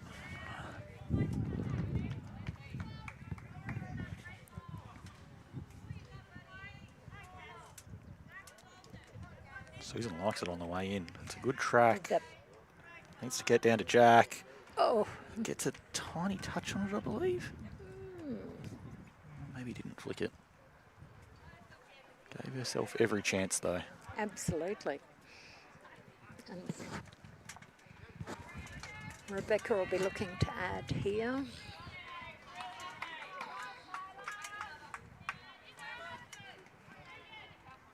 And she's done exactly that. Oh, marginally widened the target, but Cass is really trying for a draw anyway. Yeah, at this point, it's all about reducing. Of course, picked up the 5, doesn't want to drop 3 again straight away afterwards. She can drop 2 feet of weight here. She'll be every chance. That's going to cut it back to second, you would think. Yes, 1 down, certainly better than 3 down. And not really easy for Beck to change it to bring the number back.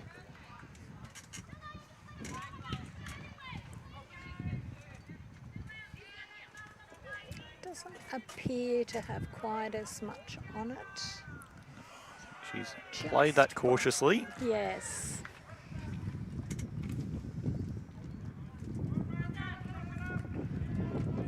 Cuts it back to the 1 shot, leaving us at 12-9 on the stream rink after 10 ends. I'm going to say thank you to Pat Schramm. I hope you enjoy your nervous watch for the rest of this matchup.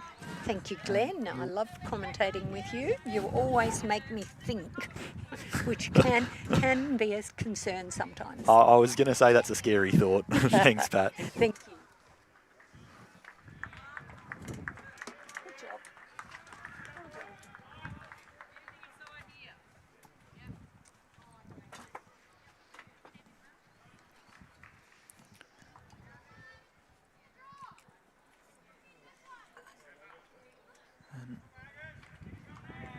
As we're back here, we welcome in Bolswick CEO, the one and only, Tony Sherwell. Yeah, thank goodness the one and only, most people would be saying. Thank you, Glenn. How's your afternoon been? Yeah, no great complaints. It's always nice to see different faces on the stream and both live and in person. So if you can get down to Sebastopol tomorrow for the finals, urge you to do so. You'll see some very good bowlers, some of which you'll know, and some you probably won't. You'll think, gee, why isn't this person in the stateside or whatever it may be? Certainly some talent out here. And shaping up to be some interesting finals as well with the way that games are going. Plenty of sections are live at the moment. And this one, a perfect example. This BCG side, 0-2. I had them tipped to win the whole thing with two of our, or the only side of the 32 teams here with 2 Jackaroos in it. And they've lost 2 games to start off. It's always difficult to try and tip winners in an event like this, that's for sure. The beautiful part about it, including the men's teams or whatever, sections of 4 where you've got promotion relegation means it's rarely ever over. There's no real dead rubbers. On the green next door to us, we've got 2 men's teams playing to get into the finals and 2 playing to avoid relegation. So in most other formats, those matches would only have 1 that's live and the other 2 would be kind of mucking around and having driving competitions and everything else, but that doesn't happen here. Well, not just that, we just look at this green alone. Goulburn Murray have won 2 games. They're leading by 13 in the third. If Bendigo Campaspe Goldfields can hang on and win this match, and Goulburn Murray keep putting the foot down against Sandbelt, Sandbelt could be the side relegated instead of BCG. There's a 20 shot difference between them at the moment that for every shot Sandbelt loses and one that Bendigo Ring wins, it's swinging in opposite directions. Yeah, it does almost seems beggars belief that you can go into the last round with a shot of winning or getting relegated. Yes. But that's the beauty of the format. So what we're getting the opportunity to see here at Region Sides for 2026, thanks to the City of Ballarat.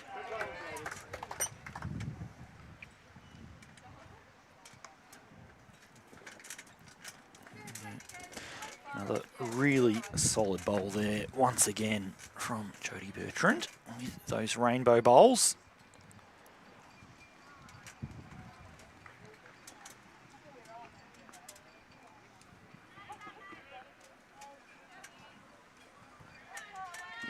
Jenny Clough here on a lovely track, does enough for the shot, and Turtle's back in as well. Nice use of the turtle.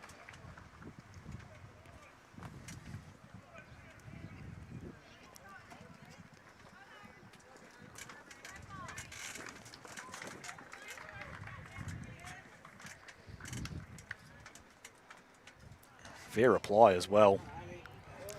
She can get the jack moving for 2. Turns that little bit early. Haley looked just a little bit frustrated heading back the other way on the last end, but she'll be much more pleased with that one. Oh, it's been the theme of the day. Some really good heads in this direction up to this little bit more protected corner. Yeah, not Fences right the way around, but going the other way. Green is exposed on nearly all 4 sides. Yeah, I don't think I've seen too much sun, but I'm red as a berry from the wind today. Another really well-positioned bowl there from super sub Susan Howes. Yeah, she sat on the bench for the first couple of matches, but's found her way into the team for round number 3 here this afternoon. Oh, came in part of the way through the game after Emma Simmons heard something go click in her ankle. Ouch. So, really challenging task. Come off the bench cold, no roll up. Yeah, The teams already have played 5 ends and it has certainly fitted in quite nicely under such tension. Yeah, quality player, Susan Howes. Got all the experience, got the shots. And a Kangaroo Flat Bowls Club.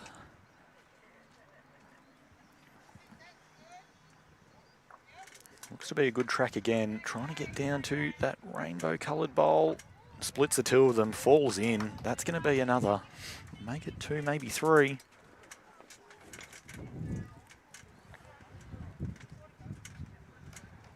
Oh, unless that front purple is holding him out. be. Rebecca McMahon now headed to the mat, the game's record holder for Victoria on the women's side of things.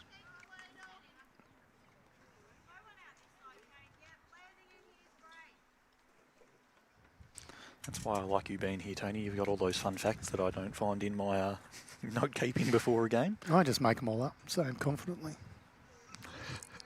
Also a rocket scientist? No. Is that rocket scientist or rocket surgeon? Well, it could well be. No, she's played, I'm going to say about 230, 240 games for the state. And that's with having a very long absence from bowls. But came back in to contention, I reckon, 2-3 seasons ago. Nice to see. And right on cue. Well, Shots I mean, like she that. shows exactly what she can do. She's a very, very quality player. BJ McMahon, Rebecca McMahon. Afternoon to you, Brendan. Nice to have you joining us on BVTV. Of course, brought to you with the generous support of the Dandenong Club and Moama Bowling Clubs. Cassie with a good head to play to. Can make contact on any of those bowls up through the front and turn that shot bowl over the jack. Susan Howes with those two bowls 18 inches beyond. Ready to catch. Let's get down. Touch wide. Good news for BCG fans. Taylor Marin's just picked up a 3. 9 ends, now leads 11-6. West Coast. Steph Hunt has picked up a couple. Still trailing Liv Cartwright, but 11-12 after 10. BJ just coming down to have a quick look at what the options are here, discussing it with Hayley. That makes it 4 ends in a row and 4 of the last 6 for that Taylor Marin Rink.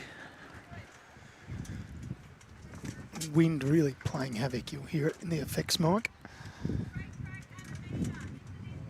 Make it difficult for everyone today.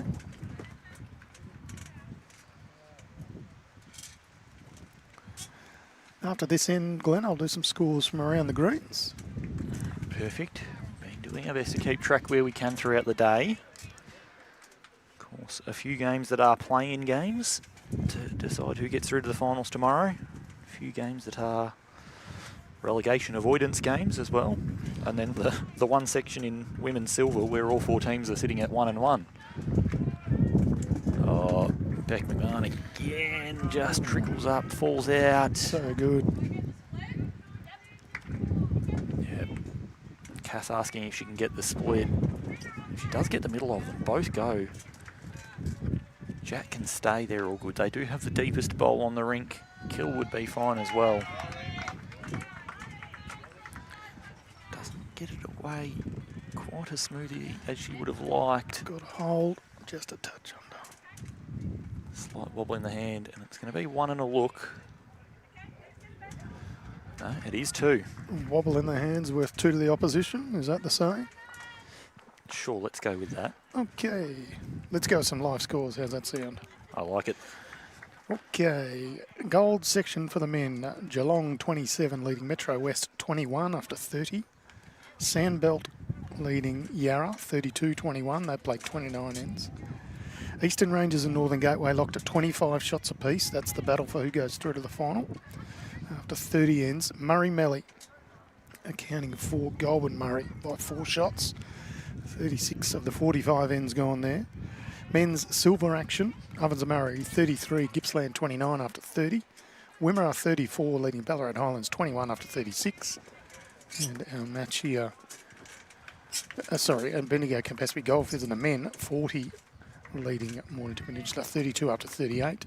And Strzelecki in front 49-27 after 37 over West Coast.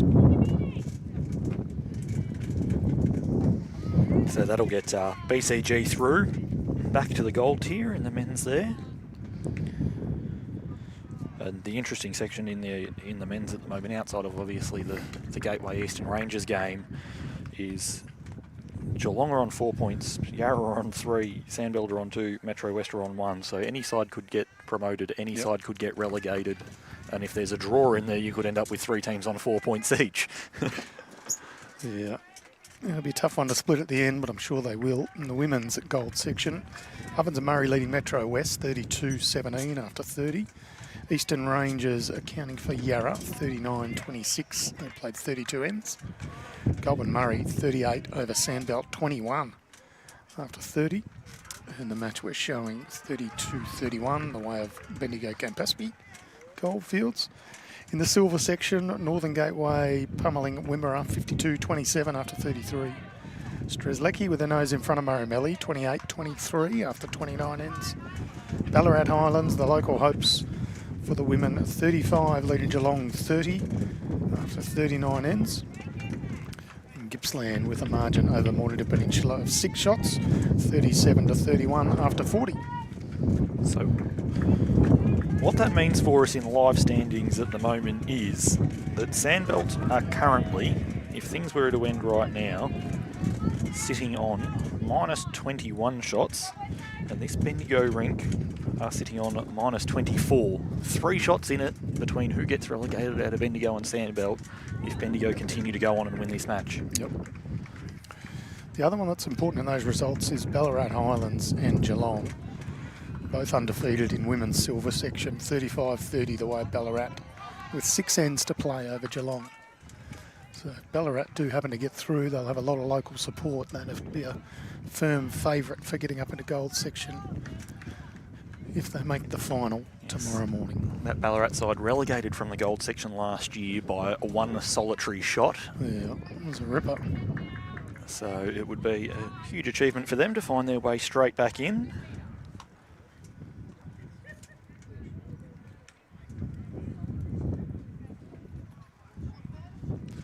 Back to the action here. A couple of good lead bowls from Pamela Hughes. Jimmy Clough on a middle line, but has just added a touch of weight. Trying to get back down to the jack.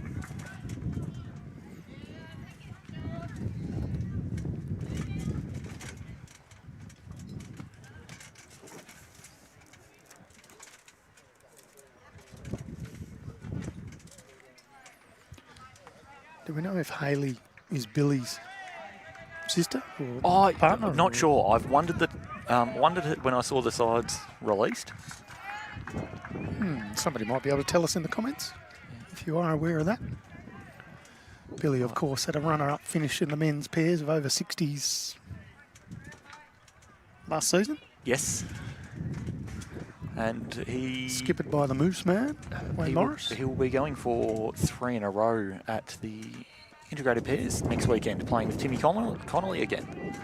Brunswick club teammates. Yes. We'd never had a 2-time winner before, and then out of the blue last year, they decided why not. Dominating.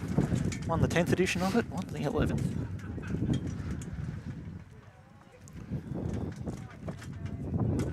Looks to be tight on that line. Yeah, that's a product of the wind, I think. I've seen plenty of bowls rip down there throughout the day, some of them turning square late.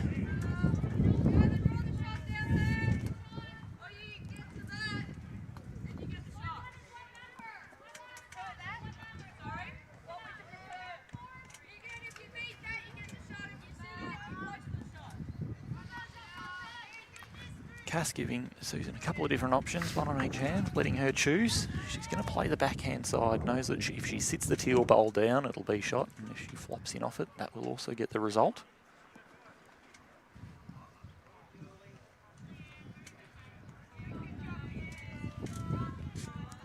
Not far away, gets a piece of the purple, but not enough. Yeah, not enough to slow it up. Just kept on motoring through.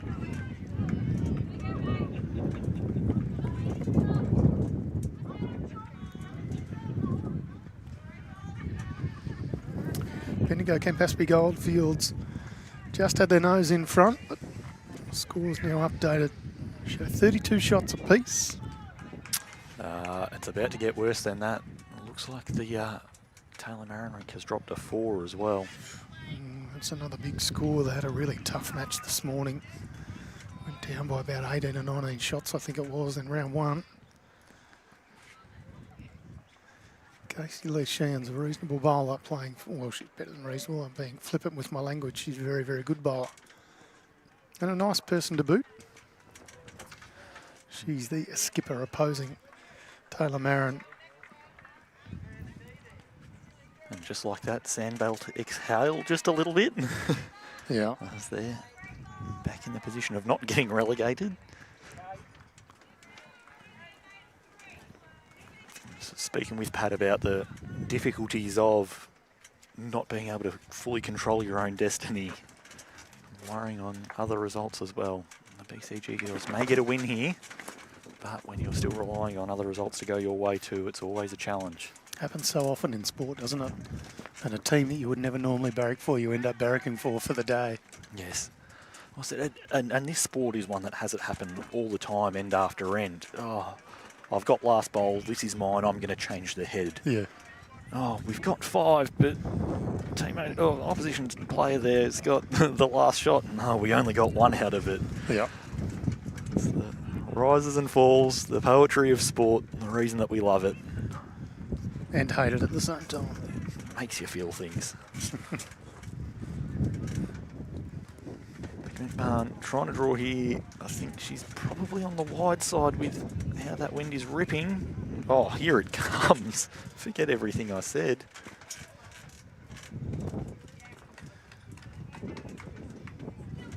Yeah, shop hole. Just lacking that length of weight. Good chance she will be at least in a measure. Cass out on that nice wide line that you want to see for this side of the green. Can get off that bowl there and trickle in. Yeah, well played, Cass MILLERICK. Looks like one.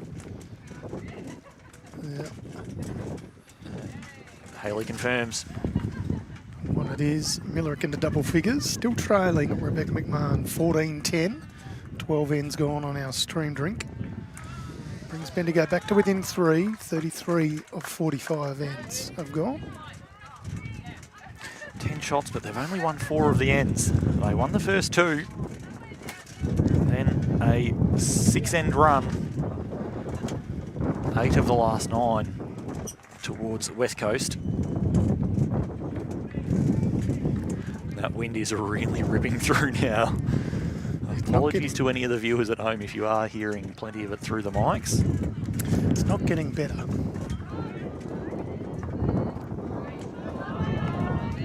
We're not in Kansas anymore, Toto. Click my heels together or something.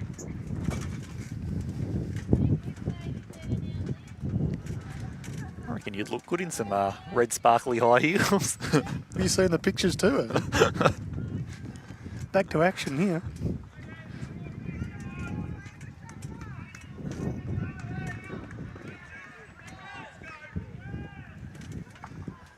Got about 52, 53 minutes left in these matches. So shouldn't have too much trouble. We've had some matches sort of go to the time limit, but been pretty safe all day. Now, the last match that we saw in the previous round was an absolute cracker between BCG and Sandbelt, where this Cass Miller and Rink was trying to make a 5 on the last end to get the win. We're holding 3 with 1 in a position it could be removed before Kelly McAaron came through and trailed the jack into the pit, finishing about 6 inches away in a place where it was game over, shake hands. Yeah. Lovely start Pamela there. Hughes. Fair correction after the first sailings through that little bit.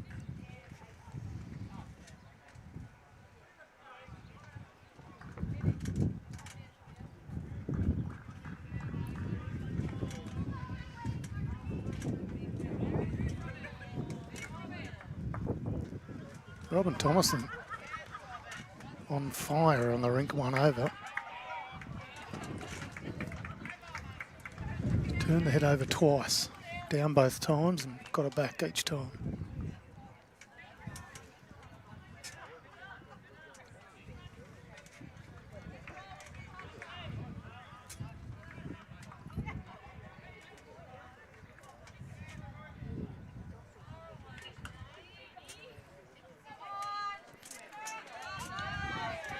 Well, Aaron Bolch plays well, but Jenny Clough says, I'm not standing for that.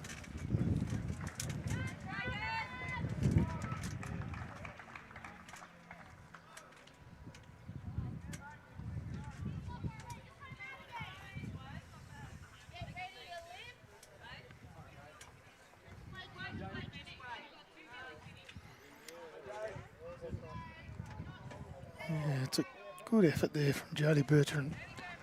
Quite rewarded with shot, but a good effort nonetheless. Afternoon to you, Joe Whitehead. I hope you're going very well. The weather is certainly wild down there, and I reckon you might have a little cyclone coming your way too in Cairns, but I hope you can batten down the hatches and keep safe and warm. It's about as windy as it gets here today.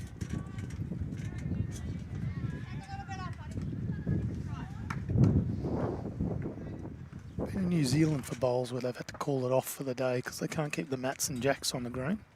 We're not as bad as that. It's a fine line. Is it a bird? Is it a plane? No, it's a mat that someone threw. No, not throwing it. It was just lifting it up off the ground. Oh, I've seen the occasional one take off when they did get it thrown and catch the wind and go. Of course, not the behaviour we want to see on the bowls green. No. I mean, you can see from this, there's nothing. I know the jack's been moved. It's really not much on the high side of the jack. Everything is No, we saw this pushed under. in this direction in the previous game, that there was one head where the first 7 bowls all went through to that same corner where everything's travelling at the moment. They were beyond and they were narrow, with both sides preferring to play this hand of the green. Yeah. It's one of those tough things when you're playing fours. Trusting your eyes, trusting what your opponents are doing, and saying, hang on, they're good players. Their bowls have all gone to that reason. Maybe it's not them doing it. Maybe the weather is having that outside influence. Yeah, well, we saw it there with just Susan Howe's bowl and Haley's.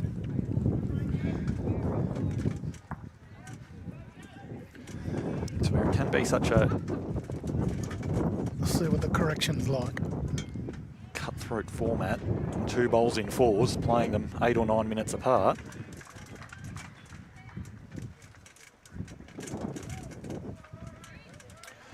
Well, even this is still going to cut the head in the end, but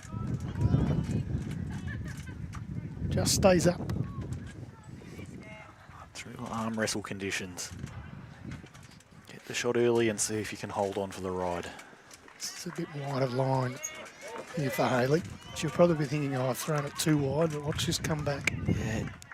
And if it's slowing at the top of the line there, it's just going to ride the breeze the rest of the way back. It's a really honest effort. Yeah, it is. Another 2 foot. It's perfect.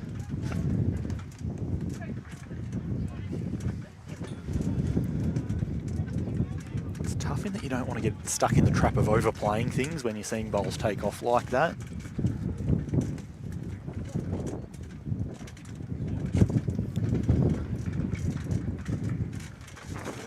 Joe Whitehead saying that it's nice and calm in Cairns. Maybe we've got the cyclone down here by the sound of what's going on. But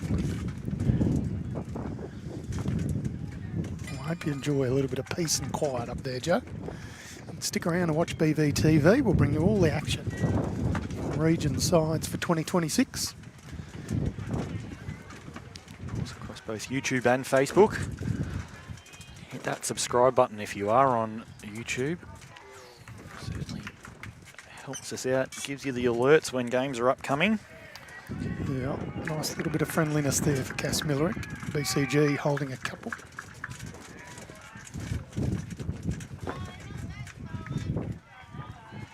Of course, one more game to come tomorrow morning. For everyone to watch, we'll have the final. We haven't decided yet, but the final of the men's or women's gold tier, I would imagine. We'll work that out once we get all the results through. We'll pore over the statistics tonight. Spend hours going through the different machinations and find the closest game according to all the percentages. Put it in a raft of spreadsheets. And have the boffins going through it all. Put a blindfold on, spin around 3 times, throw something at the dartboard and see what comes out. Just flip a coin. 3-sided coin? 3 rings well to choose from. Heads, tails or edge? Just a series of coin flips. No, we won't do that. Of course, we'll pick the best game we can. And Cass Millerick just needs to stop. Another victim of that breeze just carrying them through and narrow in that direction. She had good chances there. She could have sat on the bowl of Jenny Clough's blue bowl. And now that's the stillest that it's been in about 40 seconds, and that's its own challenge for Rebecca McMahon. She's played the added requisite width, but doesn't have the wind support to either push her up there Come or... back to the line nice enough. It's just a touch shy. 2 the way of BCG, and all of a sudden we are getting close again. 12-14. So West Coast still with their nose in front on the stream rink. 13 ends gone. Rebecca McMahon 14. Cass MILLERICK 12. 12 all and 11 all on the other 2 rinks, although I have just seen West Coast have picked up another 2 in the middle rink. That's Steph Hunt's rink now goes to 14-12 after 12 ends. So the 2 that were picked up by BCG were taken away by Steph Hunt, so we'll see a 4-shot margin. Starting to run out of ends now as well. Only about 8 or 9 ends to go. 4 shots, 9 to play. If Bendigo can find a way to get in front here, Sandbelt are now trailing Goulburn Murray by 20 shots with 10 ends to play over there. It really is going to come down to it for the section.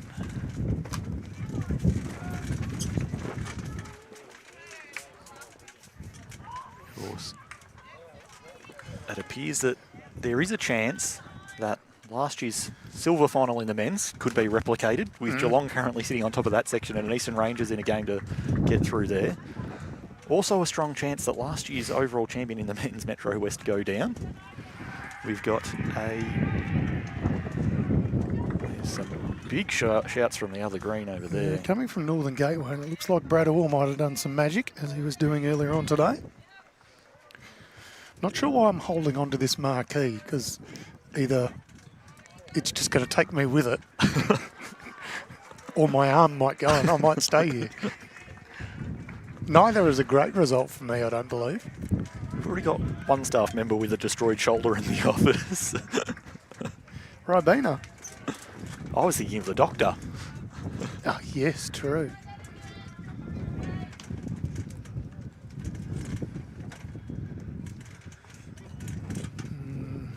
A bit of a loose end here. Got a good 6 feet from the jack to the nearest bowl. This is the harder end. It's slightly more exposed, gets sort of beyond the greenkeeper shed and everything else. And it's a real wind tunnel coming through there, so been a little bit used to them being a touch more loose heading back this way. As it stands, we do live in a world where we could have both Metro West and Sandbelt as last year's gold tier winners getting relegated. It's a funny old game.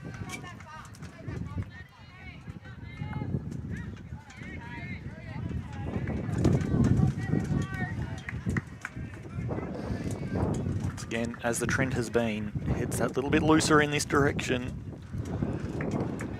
It's the race to see who can get on first. I'm not sure that Jodie Bertrand has reached here.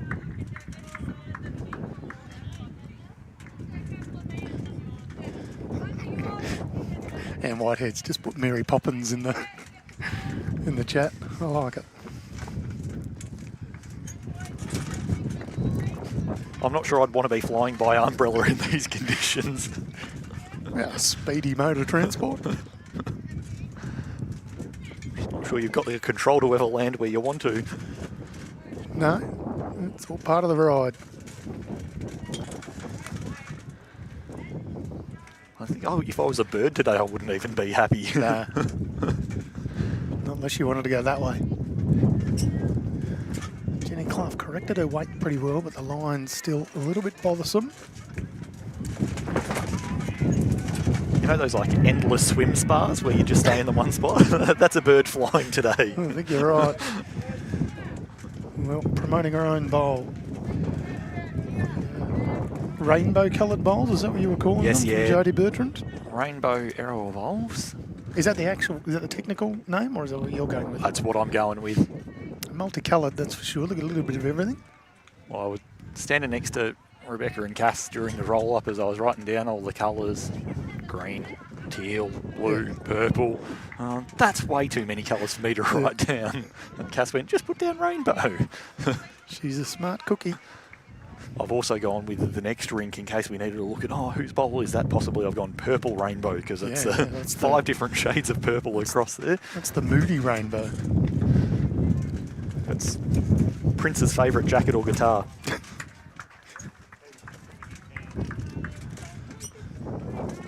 Only want to bowl you when I'm in the purple. Yeah, that's enough singing, Glenn. Believe it or not, that was not me. Prince just came and stole the microphone quickly. Didn't look down far enough. Got him, yes, got him laughing. All right, Susan Howes. What a line. Speed. What a line. Around her own, judges it perfectly, rides the wind back. Beautiful bowling. That is a brilliant shot. Gets some high fives, not only from her teammates, but Liv Cartwright comes in with a little cameo of a high five from the rink next door. Walks over and tells her teammates that's how it's done. Not a bad bowl after getting subbed in halfway through the game. Yeah, not wrong. Hayley McMAHON looking to go with a little bit of purpose here. It's a friendly walk off the rainbow bowl. Not sure. I imagine she's got shot out of that, but there's enough room that between Rebecca McMahon and Cass Millerick it won't be shot at the end.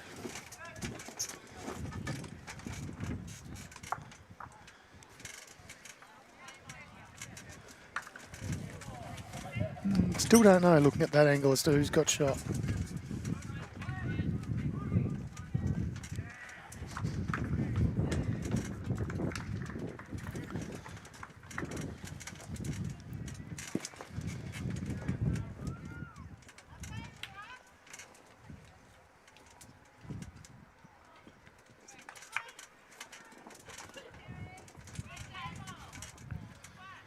This one's just got to keep on running.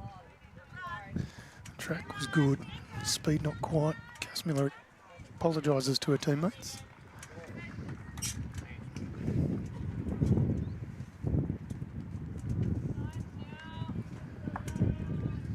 That might just be the most negative I've ever seen Cass Millerick.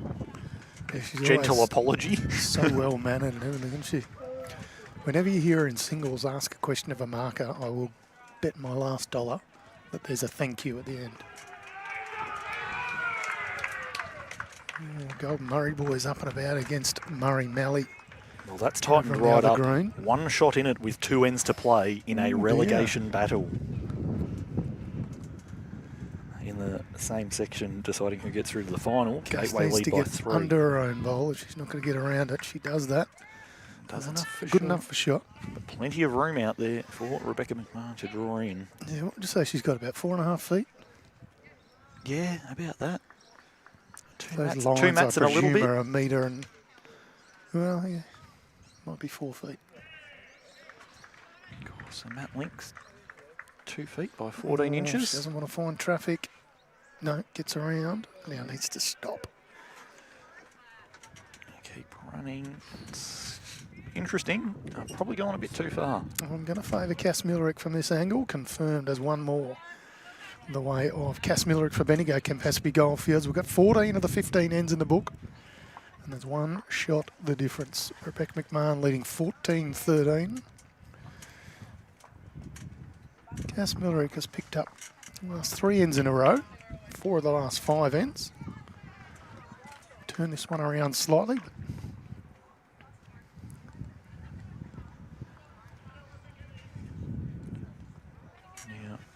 One shot in it with 2 to play in that match that we were just talking about between Murray Malley and Goulburn Murray.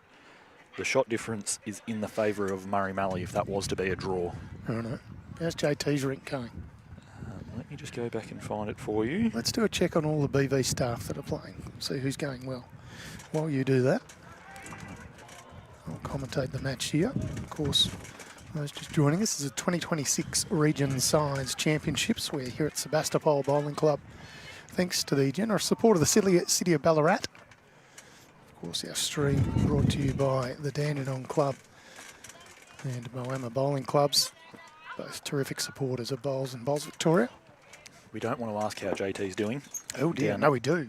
down 8-20, has lost the last 4 ends. It was 12-8, and now it is 28 not too long later. So that game has tightened right up on his rink. You're telling me JT's no good? Don't go putting words in my mouth. No? I know how easy it is to fire that man up, and I don't want to be on the other end of it. I kind of do. It's fun. What about Sam? How's Sam going for Northern Sam is Gateway? trailing 10-12 on his rink in a contest that has 3 shots in it overall. Okay. Yeah, not as bad as JT. And what about Mel? How's Mel going? Superstar. I've just got to go over to the Well, I can women's tell you side while of you the draw. do, Mel is the only BV staff member to win a region title, state title, national title in the same year. Goes okay. Goes okay. And probably a bunch of other stuff, but I just thought I'd mention a few. She's also struggling. Oh, Rink down goodness me. 22-4. They've only won the 2 of 12 ends so far. Okay. Carla Miles putting on a clinic from the look of things. I'm saying working at Bowls Vic is bad for your bowls ability. Well, neither of us even got close to a region, so what are we doing here? I didn't even go to tryouts. I didn't. That's almost worse. All right, back to action here.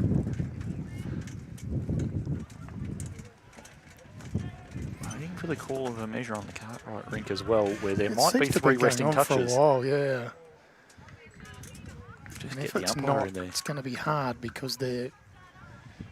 I don't think any of the 3 bowls are flag eddies. So No score end. no score in, so 3 bowls all surrounding the jack. So not often you have a no score in, but we got one there between West Coast and Bendigo Campaspe Goldfields. It was their 14th end, so it remained at 14-12.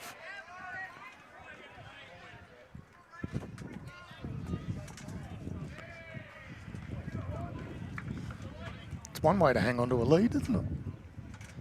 Yeah, absolutely. Don't see it too often, but when you do, that's generally the way that you see them. Multiple Yeah. resting touches. Yeah, if you can imagine the bowls had sort of formed a triangle around the bowl. Around the jack, I should say. Yes, Bert, all games being live scored. Just asking the question on Facebook. So you can follow along end by end scores for any rink that you like. And now, just to add to the drama, they've gone from a no scored end to a measure for a short jack.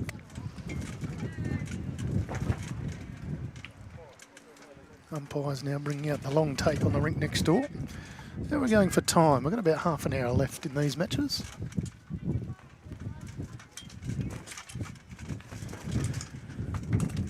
(12-11) in the way of Casey Lee Sheehan on the far rink. That's over Taylor Marrett. So West Coast leading by 1 after 12 ends on the far rink. Back to action here.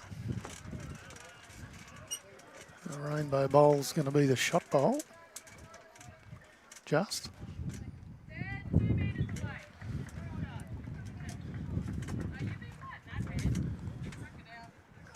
Plenty of space for Susan Howes to draw in here. Oh, this jack is really close on the rink next door. It's good. Good by a couple of feet.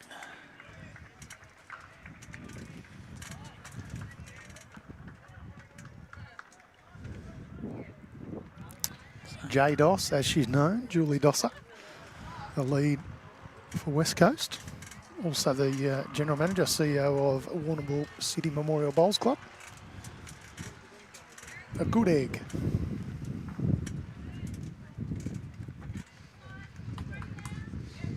So as it stands, Goulburn Murray will be one of our gold finalists tomorrow in the women's As it stands. competition with an 18-shot lead and 2 wins. I can't see them getting chased down at this point in time. Bendigo Campaspe Goldfields are in the relegation position, but if they can switch these 4 shots around, they are only 6 shots out of saving themselves with Sandbelt. Looks like we're all done in the Murray Mallee Goulburn Murray rink, and it looks to me like Goulburn Murray look a little bit happier. Let's go back and see what we can find here on the live scoring. I am seeing this from a distance, so I could be wrong. Of course, as we've said throughout the day, you can find these live scores. Search up BowlsLink results portal, click on the Bowls Victoria logo, find your way to Region Sides Championship and press the live button. Men's Regional Side Championships live. Murray Mallee, Goulburn Murray, 53 shots. Murray Mallee 49 after 45 ends. There you go. So, Murray Mallee are relegated. which is so stiff because they got beat by 3 shots in round 1. By 2 shots in round 2. 2 shots, was it? Yeah, in round 2. And now they've been beat by 4 shots. And they find themselves relegated. Oy, oy, oy. And I think the hardest part out of all of that is JT's going to have to say to most of the officers who tipped against him and said, you're getting relegated, and you were right. Well, I'm going to enjoy that bit. But Yeah, at the same time in that section, Northern Gateway 2-shot leaders over Eastern Rangers after 38 of 45 ends. So that's coming right down to it for a spot in the final. In the other matches, Sandbelt 34, Yarra 32, Geelong 38, Metro West 29. So still a good chance that we would get a Geelong Eastern Rangers final and replay last year's silver tier just this year up in the gold. For the other men's matches, Ovens and Murray lead Gippsland 40 to 35. If they hold on there, they will get straight back up into gold. If Gippsland win that, they will head up to gold. last bowl for Cass Millerick, barring a killed end. It looks to be a reasonable effort. She's got the shot, she's got the second shot. Just showing off was the call from the crowd. So she's now currently holding the Rink, and they've been behind a long way. Rebecca McMahon has her last bowl to turn this one around. Track's good. All on the speed. It's got to stop. Keeps running. Oh, I don't know. It's real close. I think it's 1 to Could BCG. well be a draw. I think you're right. I'm not sure about the second. Up the front. Players shake hands as thirds come and do the dance. Look at it from all the angles. 2. So there you go. Lovely bowling from Cass Millerick. Needed both shots to count and gets there. So gets the Rink win. 15-14. 15 ends gone. And that brings Bendigo Campaspe Goldfields back within 2 shots. With 5 ends to play. So 14-12, the lead of West Coast over Bendigo Campaspe Goldfields. On the next rink over, that's Steph Hunt up against Liv Cartwright. They played 13 ends. And then we're 12-11 in the match of Casey Lee Sheehan for West Coast up against Bendigo Campaspe Goldfields Taylor Marin. That's 12-11 after 12 ends. Emma Simmons hobbling down onto the green. Some clear discomfort from that ankle. So we'll bring you the remaining stages of this match, and Glenn is going to work feverishly through all of the different possibilities of who's going to see them way through into the finals tomorrow morning here at Sebastopol Bowling Club.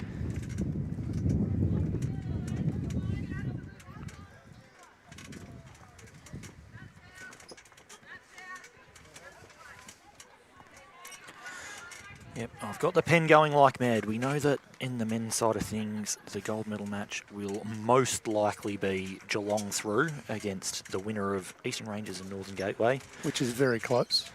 2 shots in it. In the silver, Bendigo Campaspe Goldfields are through to the final and promoted back up to gold.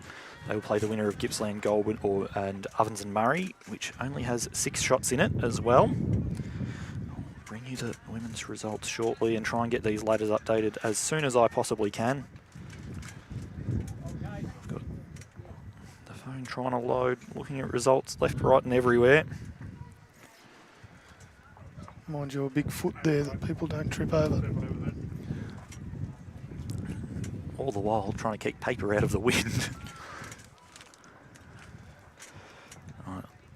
Ovens and Murray 9 shots up with 3 to play. I'm pretty confident that they will be playing in the gold medal final for the women's. Glenn, I can't talk right now. I'm fighting with one of the Bendigo Campaspe Goldfields players. It's a fair old brawl too. I think she's got me covered. If you're losing a fight to someone that's done their ankle and had to pull out throughout the game, then you're in trouble here. She can't even run away. She doesn't need to. She's punching the suitcase out of me, but anyway. It's all part of the fun. So this is Steph Hunt's bowl coming in. Just catching the tail end of this one, but nice bowl nonetheless. Just joined us, we've just finished on our stream rink, so we're just showing some action from the rink next door. So they're not the designed camera angles, but they'll do the job. This is Liv Cartwright on the mat now. Down by 2 this end and 1 more to come. Just playing with just a bit of purpose, looking to make some contact on this head. She's got that, got the jack out sideways. It'll stay in bounds. And I have no idea what that means for shots. I'm going to guess that it's 1 to Liv Cartwright.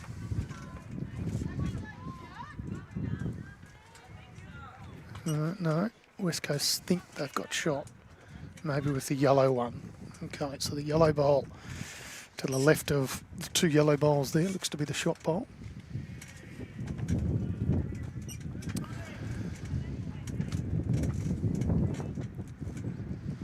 Steph Hunt played a very good one with her first. This one's going to need to pull up in time. Yeah, a little bit slower out that end. Lovely, lovely bowling.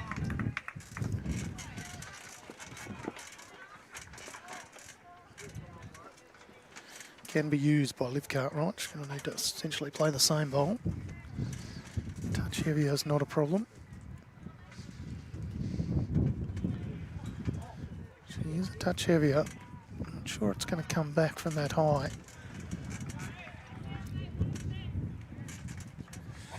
And the downside for BCG is that could well be 2 down now.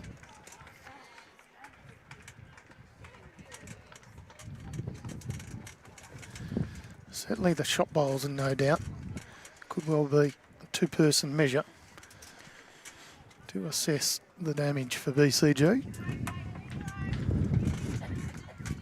All right, we've got some answers, Tony. I like answers. We have... While they measure this particular shot, go for it. Give us some answers. We have both women's finals tomorrow decided. In the gold, it will be Ovens and Murray against Goulburn Murray, with Metro West relegated from one section and either BCG or Sandbelt relegated from this section. The Battle of the Murrays tomorrow. Ovens and Murray versus Goulburn Murray, did you say? Yes. That's women's gold section. Well done. In the silver, both sides that were relegated last year have found their way straight back up, so we will have Northern Gateway playing Ballarat Highlands in the silver final of the women's. Northern Gateway v Ballarat Highlands, so the local hopes against the Metro Raiders. Be good to see. Men's gold medal match will feature Geelong against the winner of Eastern Rangers and Northern Gateway. And where are they at the moment, please? Eastern Rangers, Northern Gateway? Oh, now you're asking me questions that I've right. just had go missing. In the gold section, we have Metro West getting relegated after winning the title last year. Oh dear. And Murray Mallee going down as well. So sorry, go back one step. Geelong are playing in the final of gold, and they're playing against Northern Gateway or Eastern Rangers. Looks like it's going to be Northern Gateway. Stretched out. out. 9-shot margin with 3 ends to play. Means they've just picked up 7 shots across 2 ends there to do not, so. Not guaranteed, but 9-shot margin with 3 ends to play says it's likely to be Northern Gateway up against Geelong. Nice. So we've got Metro and Regional playing against each other in a couple of them. In the Battle of the Murrays in the women's gold. And Whitehead saying she knew O&M could do it. One of their favourite supporters. Great day's work, spot on. And I think this one has also gotten out of reach at this point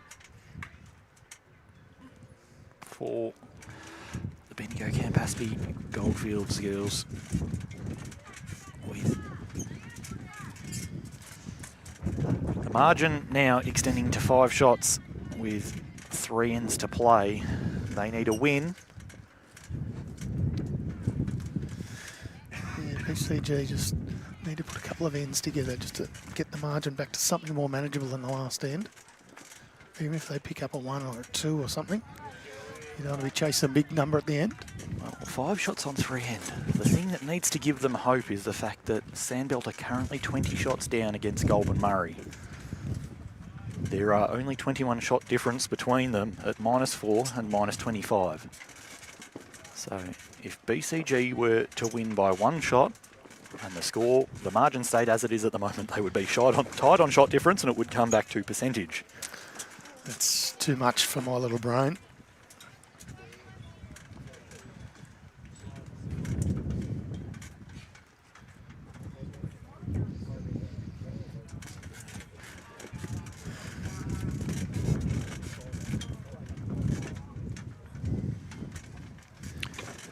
The Rinks look actually pretty close over there. 12-14 Sandbelt Goulburn Murray. The other one's 10-14, so the one I can't see must be It was massive 4.22 margin. when we looked earlier. Okay. That was Mel's Rink.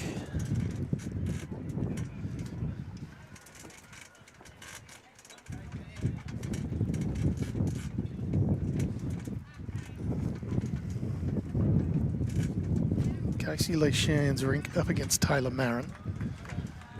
They're almost through their 14th end, both skippers. Taylor Marin's got 2 bowls to come. Casey Lee's bowled her first one. Back-to-back twos for the Rink of Courtney Bennington, but they're still trailing 8.22. Okay. That margin to be at 14 20 shots. Yeah.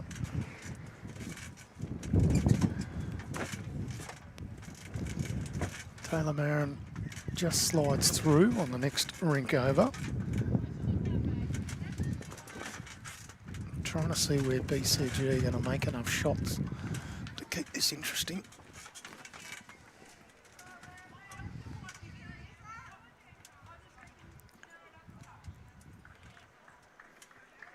I've always gone off the theory, and Sam and I have had a lot of conversations about what's the number. When there's 10 ends to play, how many shots can you be behind? And I'm a proponent of 1 shot plus end per end plus 4. So if you're 10 down, or if you're 14 down with 10 to play, you're still a chance. Because you can make a 4 or a 5 on the last end for a draw or a win if you can go one shot away from there. So at the moment, 3 ends to play, you could be 7 shots down and be a chance. They're inside that. Yeah, well and truly. I mean, there's only 5 shots in it. So there's win 3 ends, you're every chance of getting 6 shots across those 3 ends, you win.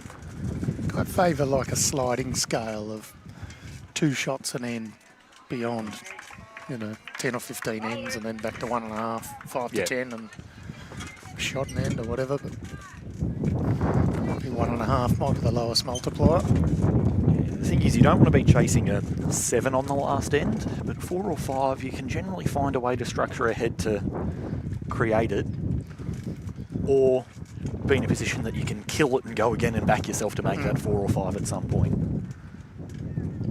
Robin Thomason not far away from the jack. He once again gets that tailwind in that direction where everything's been pushing through. West Coast have got the shot though. Taylor Marin's missed on the next rink over. Casey Lee Shan's bowled all hers, so we'll just see. Looks to be 2 the way of West Coast and then measuring, is it? That could be 2 the way of Bendigo, I should say, sorry. No, I think they're away bowls that they've pulled out. Are they? Yeah, the blue and pink split bowl is Pip Ward from Winchelsea's. Why is Bendigo measuring? Maybe just a 2 the way of West Coast. It is 7 shots the difference with 2 ends to play. So that'll be now 15-11 the way of Casey Lee Sheen over Taylor Marin. Last end to play. Robin Thomason with a lovely bowl, trails it, the jack back. That's what you need. Liv Cartwright hoping she can put 2 on it. I hope that Steph Hunt misses.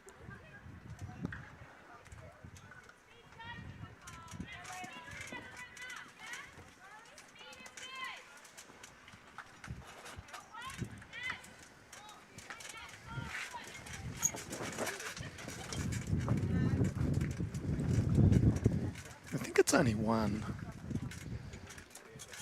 It's got to be a West Coast bowler. Yeah, one that'll on be the bank and one on the green. Yeah, so that'll be the teal and black of Julie Dosser. a JDOS.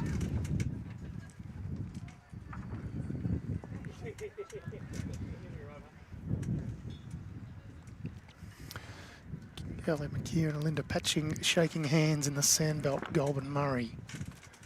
Oh, I can see what they're... So West Coast wanting to cover something at the back. The green and blue, the green running surface with the blue sides belong to Bendigo, as do both pink bowls, that's Ronnie as is the Gallagher's. maroon. Maroon is Robin Thomason's. The pink bowls are Kay Rose. They've got shot, but they've widened the target. Liv Cartwright here with a chance to put the jack in the pit for 6. Yes, you are correct. 5, sorry. Steph Hunt still has one bowl to... Well, she follows it in. Steph Hunt still has one bowl to come. Liv Cartwright has 2.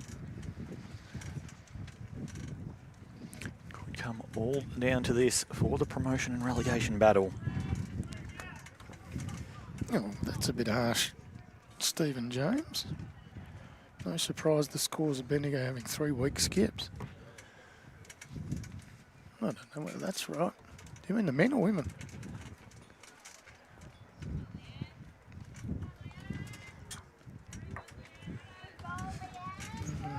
Liv Cartwright, unfortunately for her, has halved the bowl directly into the line that she needed. So Liv Cartwright, the number 2 bowler in the world. I'm not sure how that's a weak skip.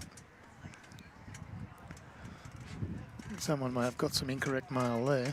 One thing that has worked for her out of that bowl is she did put an opposition bowl, the only opposition bowler was in that back corner in the ditch. So given that the bowls have been tracking in that direction with the breeze and flowing, she can now truly get the jack down there. 4-6 if she goes with it. Stephen must be being facetious. I mean, Cass Millerick's won Australian Opens, Victorian Opens, and just about everything else. Oh, Plays for Australia. Turned the bowl off the line and re-exposed that jack. Yeah, they're both doing their darndest to help the opposition at this stage. Stefan will be kicking herself a touch. 6 shots here would leave 1 in it with 1 in to play. And promotional relegation on the line.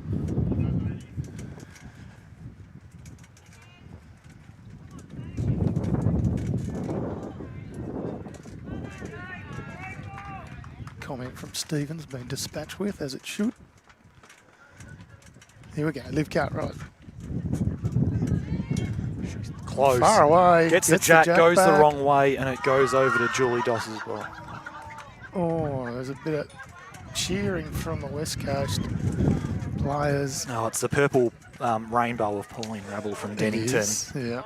They had 1 bowl beyond the tee, and the jack got stuck on that 1 bowl. Even if that bowl wasn't there, it probably kills them. They're playing again. Yeah. Still. Heartbreaking stuff. It's the way the cookie crumbles sometimes, so West Coast will pick up 1 more. Steph Hunt will take the Rink win 17-12 after their allotted 15 ends. We still have the match of Casey Lee Sheen up against Taylor Marin on its last end. What's the math on this? They need an 8. G. Lynn. You're asking a lot.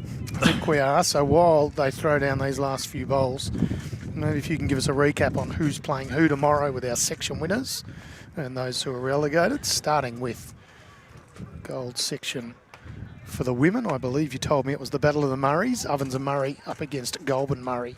Yes, very strong likelihood. That women's gold section. That wasn't fully finalised yet. Okay. Ovens and Murray were 9 shots up with 3 ends to play. Well, I don't want to go off prematurely, but They've the Goulburn won. Murray ladies are arm in arm over there. So They've won by 5, so Ovens and Murray are through to play Goulburn Murray with 3 wins each. Okay.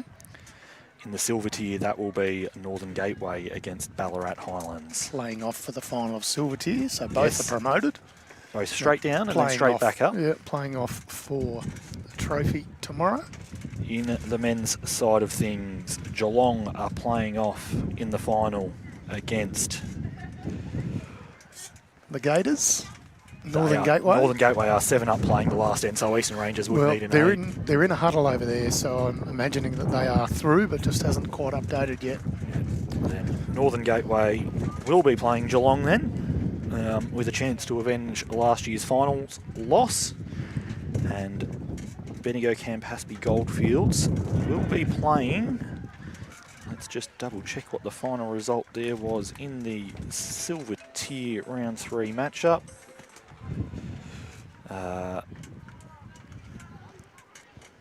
Ovens and Murray against Gippsland has got Ovens and Murray 12 up with 3 to play. So Bendigo Campaspe Goldfields against Ovens and Murray in men's silver. Geelong against Northern Gateway in men's gold. Oven Murray against Goulburn Murray in women's gold, and Northern Gateway against Ballarat Highlands in women's silver. All at Sebastopol. Lovely work, Glenn. Keep your eyes on the Bowlswick Facebook page. We'll announce which match and which particular rink will be live streamed tomorrow morning, but it will be coming to you live on BVTV, both on Facebook and YouTube. It'll be from about 9:30 a.m. tomorrow morning. There's still a couple of bowls left, so we'll start our closeouts. As it stands, I think West Coast have an 8-shot lead. They do, so Bendigo needs to pick up an 8 for the draw. And it doesn't look like a likely 8 over there, but there is a bowl on the ditch as well, so that's the Bendigo bowl of Anna King, meaning that they're now having to try and kill. Yeah, Taylor Marin can well do that, so we could see it killed. But tomorrow morning we will have the match back here on BVTV at about 9:30 a.m. Check BV Facebook throughout the evening and you'll see which particular teams are going to be playing off. Of course, it'll be brought to you on BVTV thanks to the generous support of the Moama Bowling Clubs and the Dandenong Club. We'll be coming to you from Sebastopol, and we hope it's not quite as windy as it's been today. Very challenging conditions for our players, but they haven't complained at all. They've just kept soldiering on. Casey Lee Sheehan trying to put a little blocker in. It's a reasonable effort too. Can't argue with that for a strategy. And can I give a big shout out to all of the umpires and volunteers, whether it's been cooking the egg and bacon rolls or getting the lunches prepared, marking, getting the greens ready, umpiring, whatever it is. We really do appreciate all the volunteers that make it possible for us. Taylor Marin looks to be lining up for a weighted shot. Not full-blooded, but enough to get around the front bowl. Oh, edges one out. So now has no choice but to go for the kill. Third bowl going into the ditch. And can I thank Michael Clark, who was in commentary. Of course, the lovely Pat Schramm was in as well, helping us out today. Thank you very much to you, Glenn, as always. And Josh, who's produced the show so absolutely brilliantly well, as he always does. We couldn't do it without you, Josh, so thank you, mate.